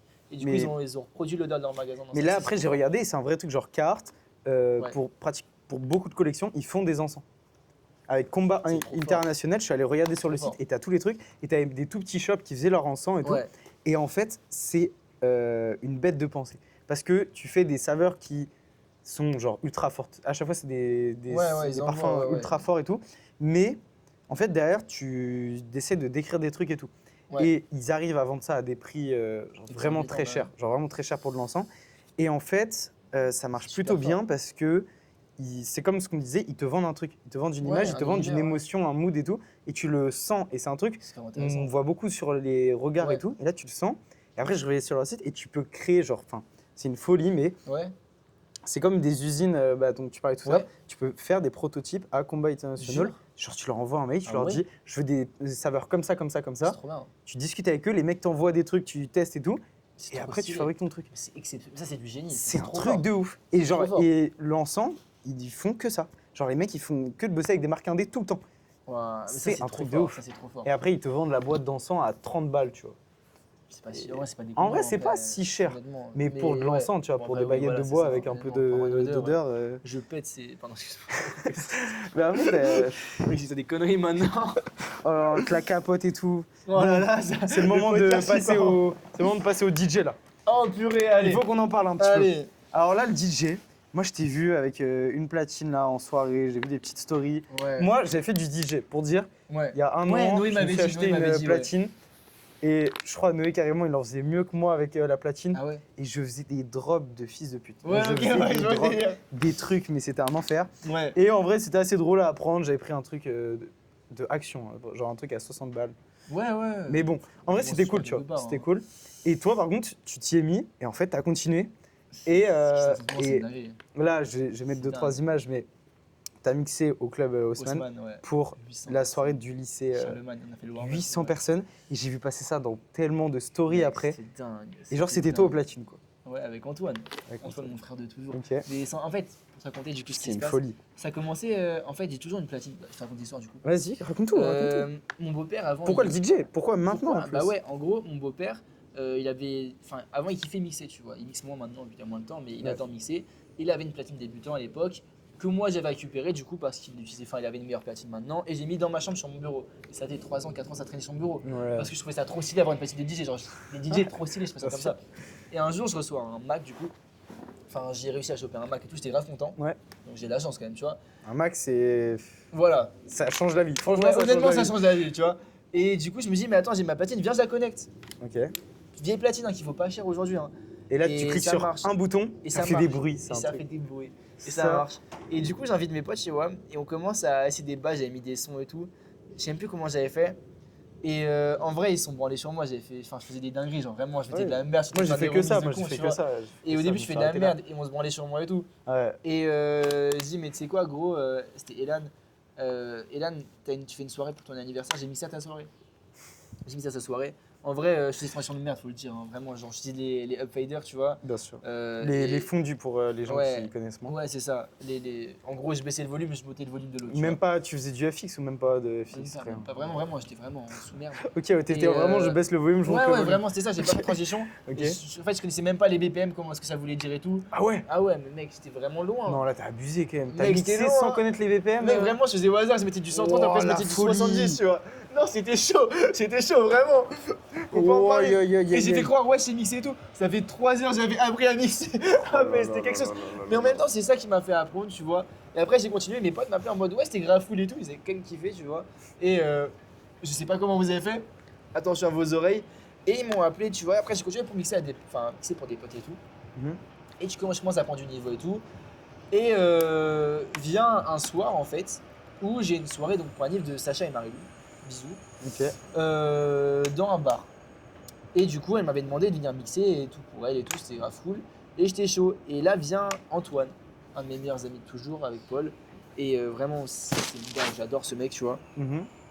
Et il vient chez moi avant la soirée, je sais pas. Est-ce que tu veux pas qu'on lui mette son Insta là?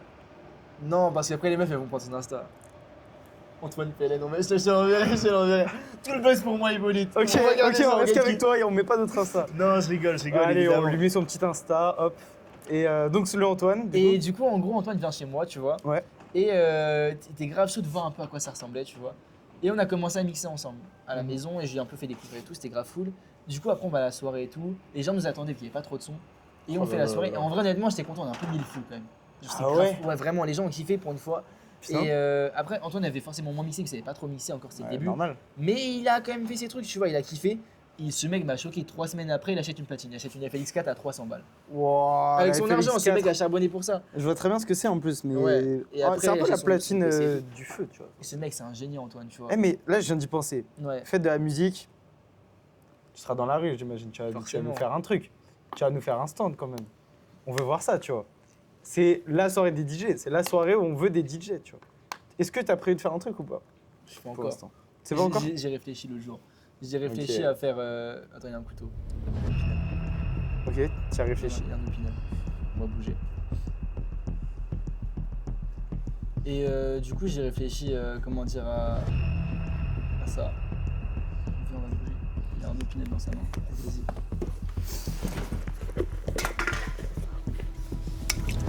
On va mettre le contenu de bâtard qu'on fait. Allez, là. Hop là. Allez.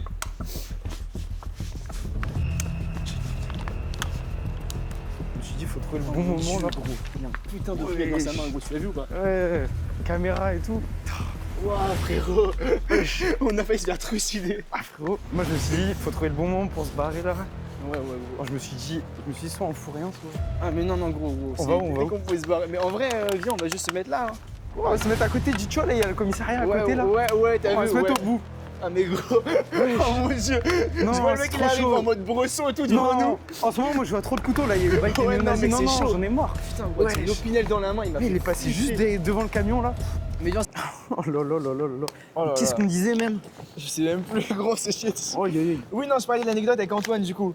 Ah ouais, Antoine, Du coup, il achète sa platine. Et parce qu'en vrai, il avait déjà réfléchi, il m'avait dit un peu avant à faire ça. Donc ça a poussé, il l'a fait. Et j'étais trop fier de lui, tu vois. Attends, avant que toi tu t'y mettes? Ouais, il voulait un peu le faire. Et après, on l'a fait en. Non, avant qu'il vienne mixer avec moi pour la première fois, tu vois. Ah ouais. Et après, il l'a fait, on a enclenché toute la procédure. Et on a commencé à mixer ensemble. Et en vrai, c'est ce qui m'a poussé, c'est ce mec qui m'a poussé à continuer, tu vois. Et du coup, on a. Tu vois, j'ai le micro là. Non, t'inquiète. On mixait ensemble et tout, tu vois. Et donc voilà, c'était grave cool et tout. On a continué. Et j'ai dit que je commençais. Enfin, je voulais plus maintenant mixer pour mes potes, tu vois. Parce que ça me prenait du temps et je voulais kiffer mes soirées avec mes potes, donc j'arrêtais. Et vient le bal du lycée. Et j'ai l'idée en tête de mixer pour le bal de mon propre lycée, Arago. Et du coup, je parle à Noé, qui gérait un peu tout ça, tu vois. Noé, ouais. Et donc, et en gros, monsieur Domerch, coucou, on lui a parlé, on m'a présenté. En vrai, il me dit, t'as déjà mixé tout. En fait, j'y vais un peu au bluff. En vrai, j'ai fait beaucoup de bluff pour tout ça, tu vois. Ouais, en mode, ouais, vous inquiétez pas, je suis là. Vraiment, c'est vraiment ça, mais gros, pour tout. Par contre, il faut avoir des couilles pour se dire, parce que lycée, ça veut dire c'est des gens, tu les vois tout le temps. 500 personnes. Et là, il faut mixer devant tout le monde. Parce que moi, j'y avais pensé quand ça me l'a proposé, mais. Mec, meilleure décision de ma vie, honnêtement. Parce qu'en fait, ça m'a poussé poussé de dire qu'on a une date limite, tu vois, une deadline. Ça m'a poussé à me dire, ok, maintenant il faut qu'on fasse un vrai show. Faut bosser. Faut bosser, tu vois. Et maintenant, toutes les semaines, on bossait ensemble et tout. Tous les week-ends, on charbonne. Et ça fait que là, on a mixé pour Charlemagne, on a fait le warm-up. Ça s'est fait en 5 jours, vraiment. On a charbonné jour et nuit, tu vois, pour ça. C'est une folie. 800 personnes. Et après ça, gros, le nombre de demandes que j'ai reçues pour les lycées. Et comment tu fais dans le club? C'était pas tes propres platines là? Bah, c'est des CDJ du coup. Okay, mais mec, dis-toi, on a réussi à mettre le son 2 minutes avant l'arrivée des gens. Putain. Parce que en gros. je me suis dit, ça doit être une galère. En gros, il me fallait des câbles. J'avais qu'un des 3 câbles qu'il fallait. Et j'avais déjà demandé quelques heures auparavant s'ils avaient les câbles et tout. On m'a dit, ouais, t'inquiète et tout, ils ont tout. J'arrive, il me dit, en fait, non, on n'a pas. Ok, nice, on fait comment? On mixe dans 1 heure, on fait quoi? Antoine, il a couru chez lui, il a pris sa platine, il l'a ramené, on a pu mixer sur la platine du coup. Et voilà, c'est trop bien passé. Et gros, à la fin, on a mis les chants parisiens, on a fait les Ici c'est Paris. Oh mon Dieu. J'ai vu dans les stos. C'était une singerie, gros. C'était une singerie, vraiment. Et j'ai reçu tellement de messages d'amour et tout après, c'était trop gratifiant. Ça a tourné dans tellement de stories et tout. Je pense qu'il y a des gens. Je pense qu'il y a des gens, ils savent même pas que c'était toi derrière les platines. Ouais, vraiment. Et ils vont réaliser nos liens comme ça. Ouais, c'était un truc de fou. Ouais, c'était incroyable. Marqué dans les commentaires. Mais t'avais pas de pression, tu dois avoir une pression de ouf. Alors, si un deuxième mec avec un schlass, je vais péter un câble. Bon, ça, s'y continue. Non, c'est bon, c'est bon. On va s'y reprendre à 2. Oh là là. Et du coup, qu'est-ce que je disais? Ouais. Non, en vrai, la pression, non, j'ai eu dans les jours avant et l'heure avant d'arriver sur l'endroit. 1 heure avant, j'étais grave stressé en mode pression et tout, t'as vu? Et j'arrive et au final, ça se passe bien, t'es détendu, les gens arrivent. J'ai laissé Antoine et tout mixer au début, j'ai pas mixé de la house. Et quand j'ai pu commencer à mixer ma musique et tout, en vrai détendu. Et quand t'es sur le moment, tu kiffes, tu vois. Ouais, c'est juste du kiff. C'est que tu kiffes. Et ça s'est tellement bien passé, j'étais tellement content. Et du coup là, je prévois pas mal de trucs, les petits projets. Après, faut que je remette un peu sur la marque. Mais tu vois, on en parlait tout à l'heure avec les concerts des marques et tout. Ouais. Mais du coup, en vrai, c'est quand même incroyable. Est-ce que tu trouves qu'il y a un lien entre la mode et la musique, tu vois? Évidemment, l'un ne va pas sans l'autre pour moi. Parce que je suis bien d'accord. Qui n'est pas rappeur et ne dit pas, parle pas de marque de vêtements, rêve pas de bien saper. Tous les rappeurs parlent de marque de vêtements. SCH, il est à la Fashion Week. Tous les rappeurs sont à la Fashion Week quasiment. C'est vrai. Il y a un nombre c'est le Graal pour les rappeurs, ils font que de parler de ça, puis ils doivent être bien sapés, ils ont des stylistes et tout. C'est vrai, il y a les stylistes, ils sont pratiquement que sur la musique. Pareil pour la mode, parce que quand t'as le rap c'est une image, tu vois, mais la musique c'est une image. Et on a besoin d'une image dans le monde de la mode et du coup on doit s'associer à la musique. C'était ma question d'après, est-ce que du coup tu as une identité sonore comme tu en as une visuelle pour Otime? Ouais, clairement. Et après en même temps moi je suis grave ouvert musicalement, j'écoute vraiment de tout. Parce que pour des soirées du coup ils vont te dire ouais nous on a besoin de ça. Et après toi tu adaptes et tout avec ce que tu as, c'est ça? Oui, ouais, en vrai. Et après aussi tu t'imposes des fois ton style. Il y a un peu de tout. Okay. C'est un joli mix entre les deux, tu vois, faut trouver le juste équilibre. Et ça c'est pareil partout en vrai, toujours trouver le juste équilibre. Faut pas s'imposer et non pas plus faire marcher dessus quoi. Mais justement, ça vaut partout. Justement pour les identités un peu de musicales et tout qu'on peut te demander sur des soirées, moi j'ai un petit jeu. Ouais. Je te donne un contexte de soirée. Oh. Et tu me cites 3 artistes que tu mettrais durant la soirée. Oh, je kiffe. Ok, carrément. T'es OP? Ouais, de fou. Alors, est-ce que tu mets un budget ou pas aussi? Ah, j'ai pas de budget. Ok, non, vas-y. Mais j'ai genre vraiment des moments, tu vois. Donc là, par exemple, premier truc, c'est assez simple, c'est un after work, ok, un jeudi soir. Donc là, c'est sur une terrasse, ambiance détendue, les gens ils arrivent, mais tu vois, genre ils sortent du taf ou ils sortent du lycée et c'est chill. Genre vraiment, c'est chill, tu vois, petit bar chill et tout. Et ça commence à peine, tu vois, la soirée commence à peine tout doucement. Oh là, pas d'hésitation, mais je te mets même pas un artiste, je te mets un DJ là. DJ qui met de la house. Enfin, jamais dire un artiste ou pas? Tu mets ce que tu veux. Hein, là, je te mets un DJ parce qu'en vrai, un artiste, c'est rien.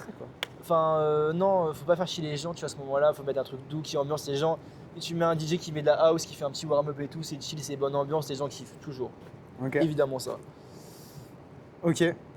Je te passe à la soirée 2? Ouais. Soirée 2, donc c'est une soirée privée dans un appart. Il y a 30 personnes, lumière un peu tamisée, mais tout le monde se connaît. Ok, ouais.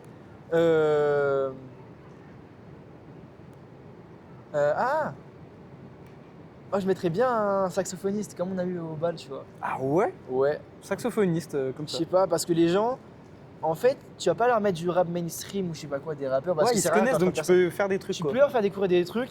Et quand les gens s'aiment bien et ils sont ensemble, ils peuvent être ouverts. Et je pense mettre un saxo, ça peut être cool. Les gens peuvent kiffer, tu vois. Moi, je vois bien l'expérience de mettre une saxophoniste ou un saxophoniste. Ok.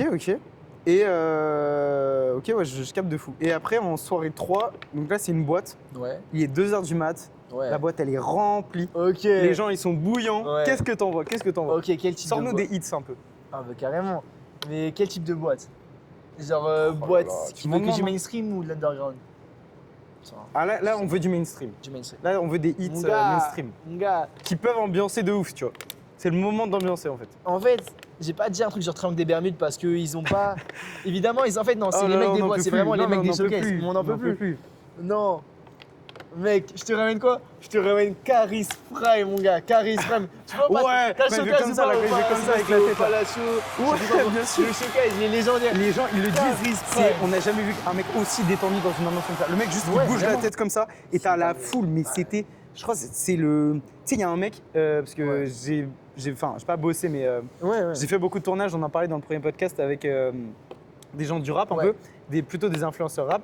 Et il y a Nero Genesis à qui je passe le bonjour, petit Insta et tout, qui avait fait un Reels où il disait, je crois que c'est lui ou c'est peut-être ou pas, mais où il disait s'il y a un seul concert auquel j'aurais aimé assister dans ma vie, c'était lui, tu vois. Ah, mais je suis d'accord. C'était une folie. Putain, mais ouais, en plus, c'est vraiment, ça rentre là-dedans. Tu vois les commentaires, je vais pas dire, mais ils ont dit des dingueries dans les commentaires, mais ils disent des trucs en mode. J'emmène mon fils, il est gay, il en sort, il est homophobe. Faut pas dire ça, c'est horrible, vraiment, honnêtement, c'est horrible ce que je dis. Mais vas-y, c'était une folie. Moi, j'ai vu un peu les trucs, c'était une folie. Horrible ce que je viens de dire. Ah là, t'es cancel. Non, on coupe au montage parce que vraiment, je pense pas du tout ça. Et soyez ouverts d'esprit, vraiment. Et respectez les gens. On va biper, carrément on bip. Non, on bipera, mais non, pas ce que je viens de dire là. Pas être bien, tu vois. Non. Non, par contre, vraiment respectez les gens, soyez ouverts d'esprit. Critiquez pas les gens pour leurs orientations. Et là, on parle de projet, mais la mode et la musique, c'est juste un reflet de notre pensée en vrai, c'est juste ça. Un reflet de la société aussi, tu vois. Ouais, de la société aussi. Faut que ça évolue clairement, tu vois. Ouais, c'est ça, faut être ouvert.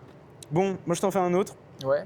Ah, c'est vraiment différent, mais on sait qu'il y a beaucoup de DJ qui vont un peu là-dedans. Ouais. C'est un événement de mode. Ouais.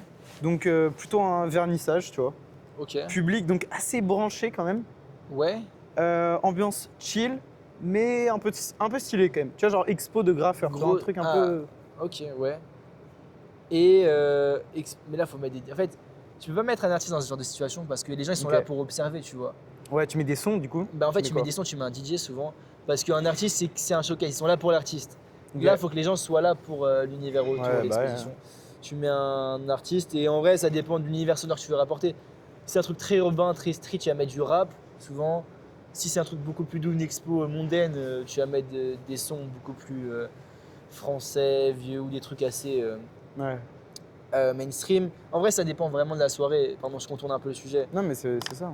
Et imaginons que c'est un truc, une marque de vêtements, une marque de sap, un peu streetwear et tout, tu vas mettre du rap. Souvent. En fait, ça va aussi ça va revenir aussi avec l'image qui est portée par la marque ou l'artiste derrière. Mais moi, je dirais souvent ils vont mettre du rap US, tu vois, ce qui marque toujours. Le rap US, ça marche partout, vraiment. Parce que ça peut marcher pour le petit bobo comme pour.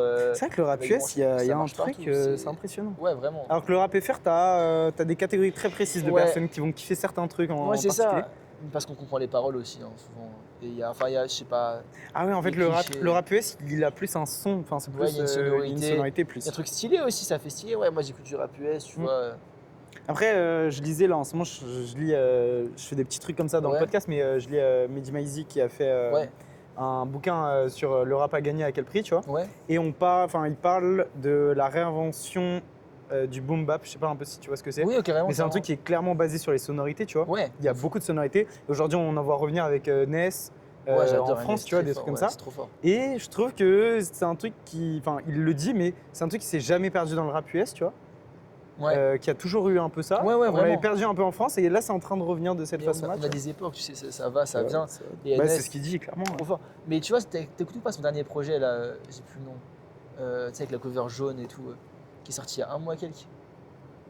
Tu m'en poses, hein. Il a sorti ça. Si, bien sûr. Le premier album. Avec c'est pas un personnage. Si. Ouais, bien sûr, je l'ai vu. Je l'ai écouté. L'album est incroyable, mais il n'y a pas grand monde qui en a parlé, tu vois. Non, ça. Je trouve il est grave resté sur les radars. En ce moment, un autre qui bosse sur la sonorité et tout, Ino Casablanca, je sais pas si tu vois. Trop fort. Il a fait le grunt là, je sais pas si t'as vu le truc. Si, le film. C'est une folie. C'est trop fort. Le film, il est fait, on sait bien qu'il y a du montage et tout. Un Toxine, ce mec est un génie. C'est un truc de ouf. Créatif. Ce mec est un génie créatif. C'est un génie. Et là, en plus, dédicace parce qu'il y a pas longtemps là, avant-hier, il a fait une story comme quoi il fait que les artistes sortent des industries et tout. Qui se lance à fond et qui parle quoi, vraiment. Et je trouve que ce mec, j'ai découvert grâce au grunt un peu. Je me suis mis ça écouteur, c'était une folie et je fais que écouter. Et il arrive à tout manier. Ce mec est trop fort. C'est un génie. Franchement, c'est un génie là-dessus. Mais tu prends les deux de 2025 et 2026, Théodora et No Casablanca, tu vois. C'est deux mecs qui ont pété en 2025. Théodora, c'est... Et c'est trop fort parce qu'en fait, c'est deux gens et c'est un beau message qu'ils portent, c'est que ces deux gens, tu vois, c'est des amours. Tu vois que c'est des gens bien, qui sont joyeux, qui partagent un bon message. Et en fait, ils n'ont pas besoin de montrer cette image nonchalante du rappeur ou du chanteur, cette image de moi je suis au-dessus de toi. Enfin, vraiment, ils ont le cœur sur la main, tu vois. C'est vraiment comme son film. Mais Théodora, bête de trucs. Hein. Bête de messages, bête de tenue. On parlait tout à l'heure de la mode, mais je sais pas si t'as vu les flammes, c'était une folie. Et moi, l'année dernière, l'année dernière, j'étais aux flammes avec je me rappelle. Léon là, qui était dans l'épisode 1 et tout. Et c'est comme ça que j'ai connu Théodora, tu vois. Elle arrive du ciel, là, tous les trucs et tout. Et depuis, je l'ai vue 3 fois. C'était une folie. Et le jour qui m'a choqué, c'était Fête de l'Humanité. Ouais, j'ai vu ta story. Et Fête de l'Humanité, parce que le 1000 était accrédité en plus. C'était le feu. Et elle a pleuré sur scène. Et en fait, il y a des mots qui sont beaux, où elle explique que c'est la seule scène sur laquelle où elle s'est sentie genre chez elle, en fait. Et en fait, tu vois que il y a tout un lien entre, pas la politique, mais les valeurs que vont porter des artistes, tu vois. Et la mode, ça découle de ça aussi, tu vois. Et c'est sa chanson qu'elle a chantée, comment elle s'appelle, elle a pleuré dessus. Passionné. Je chante très mal, hein. Ouais, bien sûr. Tu sais pas la musique, du coup elle a pleuré là-dessus. Bien sûr. Après, elle en a tellement en ce moment. On mettra le titre ici, peut-être si on l'a retrouvé. Mais en plus, j'ai vu. Enfin, putain, mais il y en a tellement. Tu vois la chanson. Oui, je vois parfaitement, mais j'ai un trou de mémoire sur le titre. Et c'est magnifique, tu vois, de voir des artistes comme ça qui s'ouvrent et aussi qui se montrent. Ils n'ont pas peur de pleurer sur scène, de montrer leurs émotions, de je sais pas. C'est vrai. Je me suis craqué le coup. Non, mais c'est beau, quoi. C'est des beaux messages, tu vois. Et voir que les gens aujourd'hui se libèrent, c'est fantastique. C'est un kiff. Non, franchement, c'est trop bien. De une époque de changement et voir que ça évolue dans ce sens-là, en tout cas, j'espère, c'est magnifique. Et puis là, elle a raflé toutes les flammes encore. C'est mérité, c'était clairement mérité, c'était fou. Et moi, je préfère voir des artistes, comme tout le monde, voir des artistes qui sont là pour partager des beaux messages que pour insulter les femmes, parler d'argent, de drogue, Les mecs, arrêtez. C'est vrai. Je te dis honnêtement, tous les pseudo-rappeurs qui veulent parler de femmes. Ou qui s'inventent des vies, il y en a beaucoup. Vous inventez pas une vie, les gars, parlez de vous au pire. C'est ça qui marche, qui a touché les gens. Parce que si vous faites de la merde en termes de son, faites au moins des bons lyrics. Regarde la rafleuse qui fait quand même des sons très gang et tout, tu vois, un peu des sons drill, de la drill, clairement. Il a fait Parlu, tu vois, il a fait Parlu. Parlu où il parle de lui et tout. C'est le son, c'est un des sons les plus streamés actuellement, tu vois. Mais il y a des choses à raconter, c'est super fort, tu vois. Et lui, il a plus de crédibilité que la plupart des rappeurs aujourd'hui, j'ai envie de te dire aussi. Et en fait, à faire ça, il a cassé une image, mais c'était tellement le moment, c'était tellement fait. Et tu sens qu'il y a de l'émotion dans le son. Hein. Et c'est ça qui est fort. Enfin, mettez de l'émotion, C'est vrai. Les gars, c'est pas en insultant vos darons, en insultant la meuf qui vous arcale ou je ne sais quoi, que vous allez marcher. Hein. C'est pas avec la haine qu'on peut construire. Clairement. Passer des beaux messages, ça marche comme ça.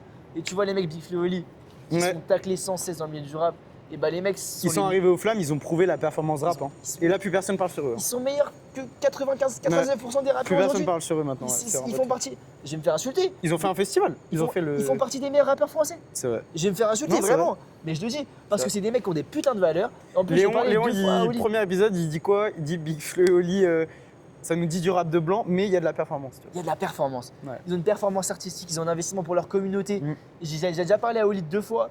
Trop gentils, tu vois, tu sens qu'ils sont gentils, ils ont des textes de fou, ils ont des mélos, ils font leur prod d'eux-mêmes en plus, tu vois. Et alors là, avec la mode, eux, ils ont une marque. Ils ont une marque de vêtements. Les gars, mais c'est poser du respect sur eux. En fait, ils ont juste fait ce que la plupart des gens n'auraient jamais fait et ils n'ont pas les couilles de fer, tu vois. Et les gens sont jaloux parce que, ok, ils sont blancs, on voit pas souvent ça dans le rap. Ok, ils insultent pas les femmes, ok, ils parlent pas de drogue, mais eux ils disent la vérité, ils disent vraiment qui ils sont, tu vois. C'est ça, de fou. Et ça, c'est fort. Et je m'en fous, et regardez ce qu'ils font aujourd'hui, tu vois. Ils font partie des mecs les plus suivis, les plus aimés chez les jeunes.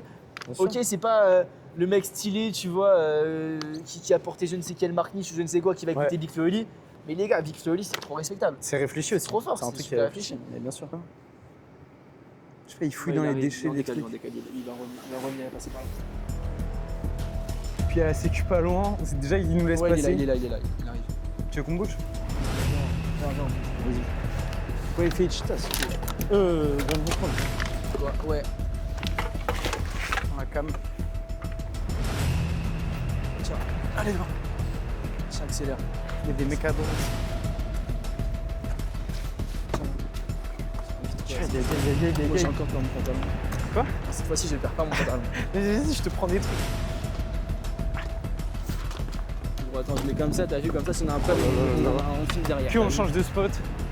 Ok, ça rec, bon. Heureusement. Donc nouveau spot, on a encore bougé. On a bougé. Fait que de bouger, oh là là, c'est la cinquième fois. Bourbier, mais bon, le contenu il est là. On passe la question du coup des DJ, des soirées et tout. Ouais, ça on a fini ce petit jeu. Et dans 5 ans, E-Time c'est quoi? Je vais pas dire la mauvaise blague, je vais changer de truc. Dans 5 ans, E-Time c'est quoi? En vrai de vrai, ça dépend, je fais quoi l'année prochaine. Okay. Mais si je travaille à fond, en fait, je sais que j'arrive à un choix aujourd'hui, c'est soit la marque elle va continuer douce, soit vraiment je compte la faire péter. Okay. Et dans 5 ans, en vrai, si je me déterre, si j'y vais en mode relax, ça continue en mode projet créatif, ça va évoluer doucement. Si je me déterre, mec, dans 5 ans, E-Time, c'est une dinguerie. Dans 5 ans, E-Time, mec, ça fait des ventes. Dans 5 ans, E-Time, c'est un mouvement, c'est une communauté. Dans 5 ans, E-Time, il y aura des concerts E-Time. Dans 5 ans, mon gars, on louera la... Mec, je te dis, mon projet, c'est de louer la cigale un soir et ramener des artistes, faire un concert E-Time, gros. Ok, il y a des vrais projets pour E-Time là. Des pop-up, des bails, mais que ça se répartisse. En vrai, dans 5 ans, le but, c'est que E-Time ne soit pas que des vêtements, c'est aussi de la musique, c'est aussi de la prod un peu, un label de musique, en vrai, ça pourrait être cool aussi, tu vois, vraiment. Et non, vraiment toucher tous les domaines créatifs, dans 5 ans, E-Time, j'aimerais bien que ce soit ça. Okay. Un collectif un peu qui touche à tous les domaines créatifs. Et en vrai, j'ai même pas envie de me projeter de où on sera parce que c'est pas un objectif. Je vis un peu au jour le jour pour l'instant, j'ai pas d'objectif de grandeur. Okay. Mais ouais, un projet qui réunit les gens et encore plus de gens. Et si t'avais pas lancé E-Time, t'aurais fait quoi toi? Société de films de cul. Bien sûr, on couvrira ça, c'est la vanne que j'ai utilisée depuis tout à l'heure. Non, j'aurais fait quoi? Qu'est-ce que j'aurais fait? C'est une question compliquée. Hein. C'est une question de fou. Et t'as pas d'autres passions que t'aurais pu faire Mec, je sais pas. Parce qu'en vrai, c'est E-Time et c'est que E-Time, tu vois. Et en même temps, il y a la musique à côté. Peut-être j'aurais rien fait, tu vois. Parce que c'est pas une, comment dire, c'est pas une marque ou une passion hypocrite. Si je l'ai fait, c'est vraiment par amour pour ce que je fais, pour le textile, pour tout ce qui se passe autour, pour la création, tu vois, en général. Okay. C'est par rapport à ça. Et c'est ça qui m'a poussé à travailler autant, m'investir dessus. C'est un beau message. Vraiment m'investir dessus à fond. Okay. Et je me serais pas vu non plus faire autre chose parce que je me serais pas autant donné à fond, tu vois. C'est pas pour, je sais pas, vendre des puffs ou je ne sais quoi, tu vois. Enfin, c'est comment, j'ai jamais fumé de ma vie en plus. Hein. Ok. Mais non, vraiment, je peux même pas te répondre à la question parce que j'avais pas d'autre plan. Okay, c'est ça ou c'est rien. Okay, et putain, si ça avait été autre chose, je pourrais pas te dire aujourd'hui c'était quoi. Ok. Je pourrais vraiment pas te dire. C'est la bonne réponse. Et est-ce que tu as un message pour quelqu'un de notre âge qui hésite à se lancer et c'est quoi en fait la chose que tu aurais voulu qu'on te dise aussi avant de te lancer? Je te donne un petit exercice. Les gars, vous prenez une pièce, vous la lancez en l'air, vous dites pile ou face. Pile, je me lance, face, je me lance pas. Vous la lancez, vous voyez ce qui va se passer. Qu'est-ce qui va se passer? Ça veut dire je me lance. Pile, je me lance. Vous vous lancez les mecs, vous vous lancez. Elle a dit vous vous lancez. Ok, direct. Face, ça va vous dire je me lance pas. Les gars, c'est parce qu'une pièce vous avez dit que vous n'allez pas vous lancer, que vous n'avez pas vous lancer. Ouais. C'est là que vous vous rendez compte en vrai que vous voulez vraiment vous lancer. Vous voyez, c'est à ce moment-là, non mais en vrai, ouais, non, mais si ça vous dit je me lance pas et que vous vous dites bah en vrai vas-y je me lance pas, vous aviez juste pas l'esprit pour vous lancer les gars. C'est que c'était pas le bon moment. Enfin, j'ai les gars, les filles, évidemment. Tout le monde. Par contre, si vous dites, ça me dit je me lance pas, mais moi j'ai envie de me lancer, je s'en fous de la pièce, les gars, c'est une excuse, lancez-vous. Mais juste, c'est une manière de vous dire, les gars, lancez cette pièce. Et allez-y à fond, quoi. Et allez-y à fond. Et vous ne pas là-dedans. Ouais. Et vous mettez pas de barrière. Et écoutez les critiques, c'est ce qu'on disait à la base. C'est ce qu'on disait en plus à la base du truc. Écoutez les critiques, mais intelligemment. Laissez pas non plus trop faire les critiques, laissez pas vous faire pitiner dessus, tu vois. Ouais. Et voilà. Bah, en tout cas, merci Gabriel. Merci Volé, c'était vraiment trop kiffé. C'était méchant ce petit podcast. Ça a duré longtemps au final. Hein. Ouais, en vrai, j'arrive une demi-heure en retard. Non, mais... Ah, j'ai eu du retard. C'est vrai que j'ai eu du retard, mais ça l'a fait. Voilà, donc en tout cas, tout l'Insta est ici, donc de E-Time. Est-ce que je mets ton Insta aussi à toi? Pour les filles. Allez. Pour la beauté du jeu. Pour la beauté du jeu. On fout l'Insta. Et voilà, c'était... donc le making-of est toujours dispo. Sur la chaîne YouTube du Mille, si vous voulez aller voir ça plus en détail. Le premier making-of aussi disponible. Ce serait incroyable. Ce serait incroyable. Film à la VHS en mode vieux et tout. Oh là là là. Bon voilà, donc c'était le deuxième épisode du podcast d'Hippopo. Stickers. La suite arrive, mais d'abord stickers. Il y a une surprise pour ceux qui sont restés jusque là. Vas-y, tu finis ou pas? D'abord stickers. Ok. D'abord pour ceux qui sont restés jusque là, on a une surprise du coup. On a une surprise. Ça me raquette en direct là. On a une surprise. J'espère qu'il y a des gens qui vont écouter. Hein. Il y a ma soeur qui va écouter, elle va aller choper stickers, elle va m'énerver. Donc là, on a un petit stickers qu'on va te faire signer. Et ce stickers, si les gens on va le coller, on va vous montrer, on l'aura collé sur les lieux. Ça va être chaud, hein. Si quelqu'un le retrouve, qu'est-ce qui se passe? Je pense qu'il se passe quoi? Dis-moi, en vrai, Moi je demande rien. Moi je demande rien. Non, parce que. Moi je demande rien. Indique-moi la direction, dis-moi qu'est-ce qu'on fait. Qu'est-ce qui se passe? Code promo. Code promo. Mais combien? 50. C'est quoi, viens. On va faire mieux. Ok. On va utiliser la roue du hasard, frère. Roue du hasard. Allez, c'est maintenant. Et du coup, là, on a un code promo. Vas-y. Et je sais même pas si on le dit en vrai. Genre, là, on peut avoir un 100%, on peut avoir un 90% ou un 5%, tu vois. Ok. Non, en vrai, je pense, même si c'est 5%, je mettrai plus dans tous les cas. Ok. On met un code surprise. Ok, code surprise. Chiffre au hasard. Okay. C'est intéressant. Donc, il y a quelque chose là. Il y a quelque chose à avoir. Ce stickers là, il va être dédicacé. Générateur de nombres aléatoires. Vous me le retrouvez, vous me faites une vidéo, vous me l'envoyez. En échange, vous avez le code promo. Ok. Et pour les malins qui veulent faire un enregistrement d'écran de quand on le colle, ça marchera pas. On a déjà essayé de me le faire. Hein. Noé, je t'ai vu. Noé, je t'ai vu. Tu sais que j'ai pas allé le faire aussi. Noé, il me l'a fait. Je vous vois. Attention. Ok, alors là, on a un générateur sur un site très étonnant. Ok. Un générateur. Et on va générer un de roue. Ok, on génère. Putain, 50. 50. Qu'est-ce qu'on avait dit? Donc là, il y a 50% à prendre. Mais 50% pile, hein. Ça veut dire 0 et 100. Ça veut dire, la veste, tu l'as fait à combien? Normalement, elle est à combien? Normalement, elle est à 95. De base, elle devrait coûter cher. De base, je devrais la vendre 150 balles pour une veste comme ça. Je dis honnêtement, mais j'ai jamais dit. Mais oui. 95 balles et elle passe à 47 balles. 47,50 €. Je suis bon en calcul mental ou pas? Oh là là. C'est vraiment pas cher. C'est vraiment pas cher. Non, pour une veste comme ça, là, designée comme ça. Un shirt à 20 balles. Oui, 10 balles, les mecs. Je sais pas.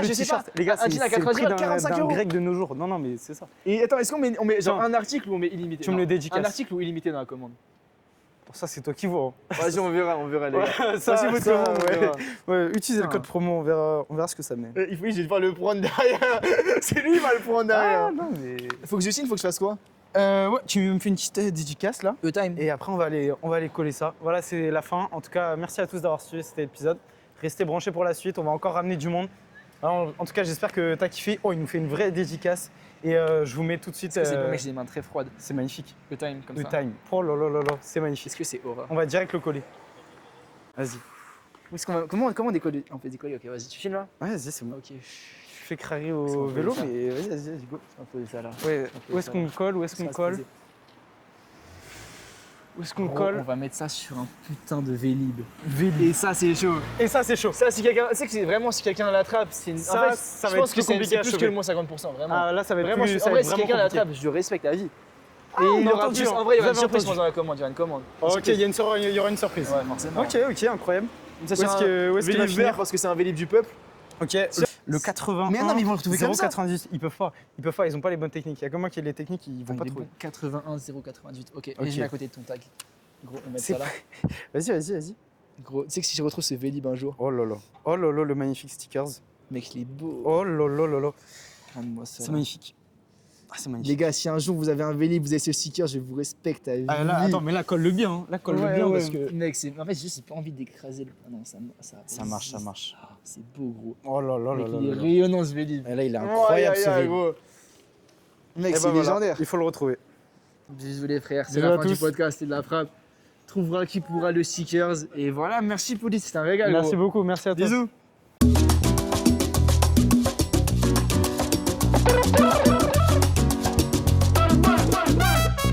Mon cœur prend de l'âge, je traverse son bronzage.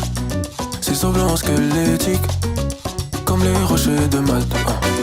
Bébé, le regard des autres, je crois qu'ils nous parasitent. Encore j'inverse les rôles, c'est elle qui m'aratine. Elle fait une autopsie, elle dit qu'il me faut un psy. Quand elle part, elle me manque, beaucoup moins que ma psy. Pourquoi aller en bas? Bébé en bas y'a-t-il Merho il cherche du cash. En bas d'en bas y'a-t-il. Elle m'appelle faut que je dise allô. Demain je me casserai à l'eau. Toi on t'a toujours aimé, on t'a toujours appelé mi amour. Fus la connasse que t'étais, tu m'aurais jamais calculé. Pourtant je suis le même, t'es juste plus la connasse que t'étais. Je crois que ton rapport au passé me dégoûtait. Tu le vis comme si c'était au présent, baby c'était au présent.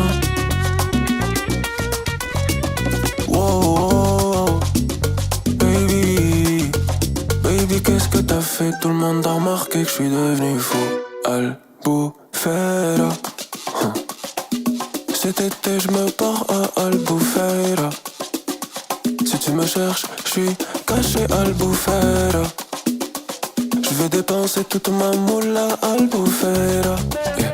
À Albufeira, Albufeira. Yeah. Cet été je me pars à Albufeira. Si tu me cherches, je suis caché Albufeira. Je vais dépenser toute ma moula à Albufeira. À Albufeira, Albufeira.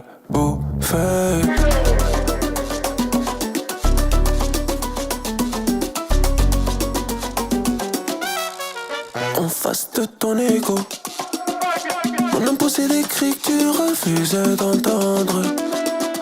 J'ai bercé ton cœur sous étoiles mis par les anges. J'ai douté de toi jusqu'à m'en déchirer le ventre. Affreuse sur tes absences, mais quand je vois tes choux briller, je ne sais plus qu'oublier que tu me regardes plus comme avant. Et moi je me bats pour que ça redevienne comme avant. Tu dis que c'est connu, que c'est juste l'effet du temps. Oh, elle m'appelle, faut que je dise allô. Demain je me casserai à l'eau. Toi on t'a toujours aimé, on t'a toujours appelé mi amour. Vu la connasse que t'étais, tu m'aurais jamais calculé. Pourtant je suis le même, t'es juste plus la connasse que t'étais. Je crois que ton rapport au passé me dégoûtait. Tu le vis comme si c'était au présent. Baby c'était au présent. Aïe aïe aïe aïe. Wow, wow, wow. Baby, baby qu'est-ce que t'as fait? Tout le monde a remarqué que je suis devenu fou. Albufeira. Cet été je me pars à Albufeira. Si tu me cherches, je suis caché Albufeira. Je vais dépenser toute ma moula à Albufeira.